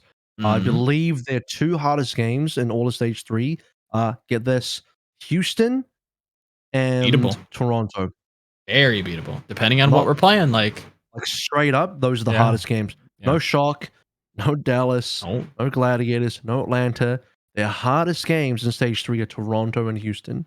Yep. Everything past that is weaker teams. I'm gonna be honest. So my question ends up being like, when does Vancouver get their first win? Is it this stage versus a middling Washington, or is maybe Washington still too far out for them, or is it going to be next stage? I think with the combination of like a patch change, don't we also have a break? Yeah. There's also a break in there, cool off, regroup. I think they come out hot in Summer Showdown in the chaos that God knows what we're playing, if I'm going to be completely honest. They come out, Toronto's beatable, Paris beatable. Like they could open, again, this is like looking far in the future. We have not seen anything what happens. We have not seen any of the form. We have not seen any of the developments coming into week 15 of the Overwatch League's 2022 season. There's a world where Vancouver opens the Summer Showdown 2-0. I think that's very possible. I think they might have a 5-1 stage. Could be. I think what will happen is I'm not feeling great as Washington playing the Titans. Nope. This stage. Yes. This stage? Yes, this stage. And then I'm like, everyone's going to be probably on break other than the teams that are sufficiently hungry. I think it's also valuable for a couple of teams to reset and use the time. Sure. But I think like it just feels like everyone has such a desire there that Titans will use that time and to just. I'm kind of excited. This is a really exciting story to follow. Sure. Because it's the story how a change of perspective can switch the quality of your situation, right? Or like the quality of your performance. So yeah, I don't know. Like this is for me one of the more exciting aspects in or stories in NA. I'm kind of surprised by the Mayhem not doing as well. Yeah, I agree. Should they have? Is there a world where they can? Well, to be okay, they lost to Dallas and Shock, two of the best teams. So Yes, in terms of this week, yeah. expectations, is it because you feel like they should have won, or just won some maps, or what? Like what? Are they supposed to think- beat Dallas and Shock, or what? No, I think they should have played. I would say I'm not sure if that's a hot take. I think Vancouver played Dallas closer than Mayhem did. Probably, if I'm gonna be honest. I thought Mayhem did not show up on that day. I thought they severely underperformed against Dallas. And if memory serves, yeah, this is the start of like the someone Rhine saga, where I do not like that boy on Rhine right now. I think he is a little too charge happy, let's say. A little too aggressive. Very disjointed in terms of their looks, and it's still kind of persisted into the Shock game. They found ways around it a little bit, but even then, like, did not feel measured. Again, you're measuring him to Hottie, to some of the APAC players that don't play it as often, but like, I didn't really care. You got some Majed Lucio, bit of Majed Lucio action. Yeah. I'm not mad at the concept. It's a lot of the execution. You look at like the Dallas, Florida, Kings Row. Someone's often like, he's a good few paces forward from his team, just trying to like charge people and get kills. Like it felt like they were using it to fish for picks rather than to like really push oppressive space control and then leverage like close range heroes to try and facilitate them. They were just, it felt like just a glorified pick comp that it felt like Dallas had a read on very quickly and just kind of abused. Like it didn't look good. Wasn't a fan. And then Hydron not being played, I think, for the majority of Shock. That's a weird was one, a little right? surprising. Like, Yeah. dude looked like one of the better Sojourns, if not like top 5 Sojourn in NA. Mhm. Yep. That's kind of was my impetus on why I thought they were going to do really well against Dallas. Is like I did not see anybody that was like effective at the Sojourn, whereas Hydron looked like he was arguably the second best Sojourn in NA. So XE is now in Florida, to my understanding. Is that Right, That'd be yeah. correct, right? I'm So they pretty just sure. kind of did Mayhem just get? It looks like maybe Mayhem believed that they got better results with XE and scrims. Maybe Maybe. I can't imagine why they would choose to play XE instead of Hydron in this era unless they felt like XE was going to be better. Could be. The only way they would feel that XE is better is through Scrims. some sort of results in scrims. I have to Yeah. imagine. Or you just It's believe, just not translating right now. or you just believe in the long-term upside of XE, and you just go, you know, we're playing Shock and Dallas this week. Might as well get him Sure. up to speed, right? I suppose. We're I don't know. qualified for Summer Showdown most likely anyway. Yeah. Like, You mean is it mid-season? yeah, sorry, mid-season. Okay. Just making sure. Even that is actually It's tight. Yeah, it's not guaranteed. oh. You know what is actually here a story as well, Uh-huh. and it's like it would be a little bit sadistic pleasure, and I actually don't wish that on the team. Mhm. But if the Justice can win like 2 of the next 3 games, which should be possible for a team like the Justice, Mhm. Defiant is out of their own homestand tournament. What, next stage or this? You mean? Oh next wait, stage? I'm stupid. Sorry. Like Defiant is outside their mid-season contention, right? Mhm. And then, yeah, okay. I don't know why I thought we were going to Toronto for Yeah. the mid-season stuff. But Pretty cool though. Very nice. that's on the horizon as well, right? Like this It team needs is. to shape the fuck up. Like there's also And- something that's needs Yeah. radical changes. Like both, like Yes. I would say like Defiant, Justice, and Uprising are in the danger zone, my dude. That's the zone where And one of them has a homestand. where you have budgets and not those budgets aren't created equal. I'm not saying that, but Of course. who, based on the quality of their rosters, should be doing better. Should be doing better than the Spitfire and the Mayhem, namely. I think that's right around where it's reasonable for them to be expected. And that's the guillotine region where heads roll, dude. Like if you're outside, like the world looks very differently on 8th than on 9th. KDG already rolled. I mean, yeah.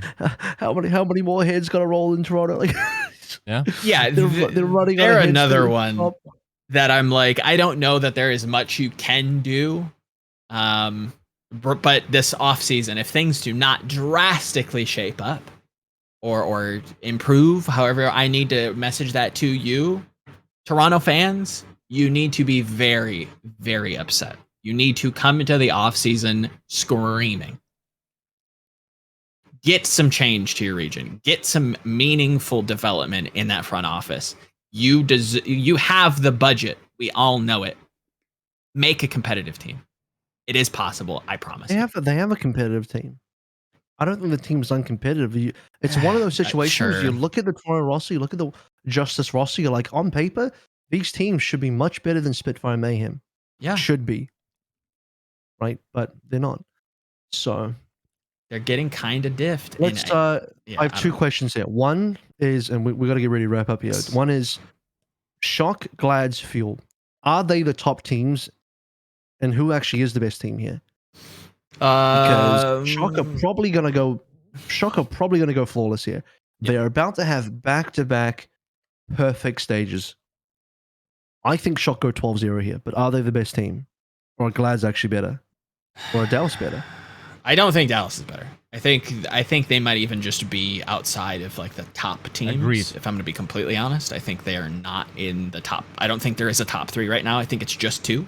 And if I'm going to be honest, I think it's Shock as of right now. I think what made Glad so potent last stage was how they developed, right? How quickly and agile they were to like meta changes and adapting to the Rhine and finding some flexibility.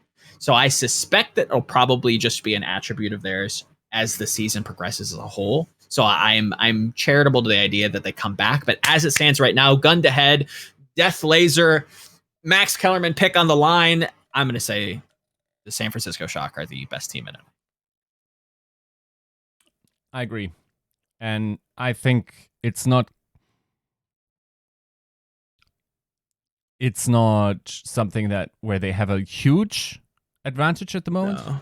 Yeah. But it's reasonable. And I agree with the Fuel take. I think like you can't just get stomped out by 2 top teams if you want to count Rain in this meta, which I think you should. And say like that you're one of the elite, right? I think it's clearly Shock and Gladiators, and Gladiators also won't have any proving point other than Houston, which they 3-0'd. Yeah. Other than that, their stage is just tragic very game, weak.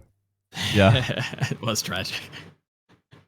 Does like saying Outlaws is a top 4 team feels weird, doesn't it? Yes, it does. They have quite literally skated by sometimes. I feel like a team. I feel like a team like Mayhem should almost be there instead. Mm-hmm. Like Atlanta absolutely should be there. But Atlanta Mayhem should be fire up. I don't know. So who makes it in there? Because now we have to discuss the middle of the pack. Let's forget about New York, Boston, Paris, and Vancouver for a little bit. Sure. There are 4 teams vying for 1 spot. Spitfire, Defiant, Mayhem, Justice, all going for 1 spot. It's probably more productive to talk about who doesn't make it rather than the 3 that do. Yes. Yeah. So Washington's an easy answer here. They have, I believe, 2 games left. Or was it 3 games left? They have Gladiators. They play London. They play Vancouver. Am I crazy to think that London probably beats them? No, I don't think so. Is that wild? I think that's how I've got it. the thing is, they probably beat. Can they even beat Vancouver though? Because there's other issues. Vancouver are looking pretty good. London are looking pretty good. Yep. Glads are Glads. So there is a real world where they actually go 0-3 here. But they Yeah. need to win. How many do they need to win? At least 2? Is that correct? I'd have to look. Because Mayhem, If they have to win at least 2, I don't think they're going. Mayhem probably win 1 point here. Who else get a point? Toronto probably get 1 point here because they lose to Glads and Shock. So both of those get 1 point. So that puts Toronto on 7. Mayhem on 7. What about London? London have Paris. That's a win. That's 1. Justice. And they played Dallas. And Dallas. So I don't know if they beat Dallas, but they can definitely beat Justice and Paris. Yeah. Let's just say they do beat Paris. That's 1 point. So at minimum, London are on 7. So all these teams are on 7. Right. So Justice have to win 2. At some point, I don't. They have to win 2 Don't to get 7 points, and then also win on a map differential tiebreaker, right? Yeah. Yep. Yeah, that's a tough one. It is a struggle for them to be able to get it across the line. I don't think they're bad. I think the opponents that they have left are just very good. That even includes Vancouver, which is wild. Yeah, I think Vancouver. I think they beat Vancouver, but I don't think it's without taking a couple bruises. Like they're gonna get lumped up, but I think they like Happy Decay are like potent enough to get it across. Outside of teams like getting upset, for example, if Mayhem don't beat Boston and they get upset, then they're probably out. That's extending a crazy lifeline to Washington. Yeah. Or like, who else? Toronto just don't win against Paris. They just fucking lose to Paris. That would be another lifeline extended to Washington. Mm-hmm. So what would be your answer? You had to pick one team that probably doesn't make it. I guess it has to be Washington, right? It's Justice, yeah. I think they lost it when they lost against Defiant. Toronto? Yeah, I believe so as well. Yep. That was the most important game. That game literally decides who makes it, I think. Yeah. It's that and like the 3-2 loss against Houston. Like that was a very winnable game, and that's when they were doing a lot of the roster swaps. And it's like you're playing a lot of Sombra, you're playing a lot of like goofy mag picks. Kalios is coming in for certain things. Like I think there is a real world where the format or the blueprint that they had in week 2, obviously sometimes you can't have that without a week 1. I get it. But I think that's a winnable game, if I'm to be honest. That goes like I think it was control map 5. No, it wasn't. Okay, I lied. Like I think it's closer, right? I think that's a tight game you could have won. I think Toronto was very winnable. Yeah, I think Justice is kicking themselves. I think they probably should have made it. They probably should be where Toronto is, if I'm to be honest. But Dems to breaks. Dems, how the cookie crumbles. But London looked fantastic. Toronto kind of skating by. And then who's the third team? Mayhem? Mm-hmm. Yeah, Mayhem looked good. I don't know. Yeah. Justice is odd man out. Yeah. Especially like if they actually get a signing in, like I feel like Spitfire is in prime position here, right? Yeah. Which is nice because when is Vigilante in again? July something. Late July. So not next yet? month. Not yet. Next month? Yeah. Ooh. Should be looking at summer bounce back for Justice. So he's not even going to be available. No, he's in tomorrow, isn't he? He's in like 2 days. Is he? So they could use him. So they could actually use him, but I don't know if they'll be ready to use him yet. Yeah, he'll be eligible very soon. The next couple days. Friday. Okay. Yeah. I don't know. I mean, that could be something. I mean, I'm charitable to seeing what that looks like. We'll see. All right. Well, a couple of important games here to decide. Things are the middle of the pack here for NA is actually kind of exciting now. Yeah.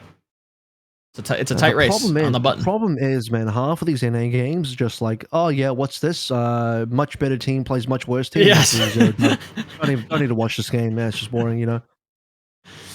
Whereas you look at the chat APAC, you're like, what's this? Philly versus Valiant? Oh, reverse sweep! Holy shit! Holy fuck! Yeah, that shit would never happen in NA. You're not gonna watch a game where like I don't know, Houston are down 2 maps versus Gladiators and they just reverse sweep. Shit will never happen. Fucking a pig will fly. Piggy will fly before then. I'll tell you that much. Piggy ball. Alrighty. Dunzo. Yes. Okay. 243 wrapped up. Long episode. It's a good one though. We're going to move on to the next episode. So thank you for hanging out. We'll see you in 244. Goodbye. Peace.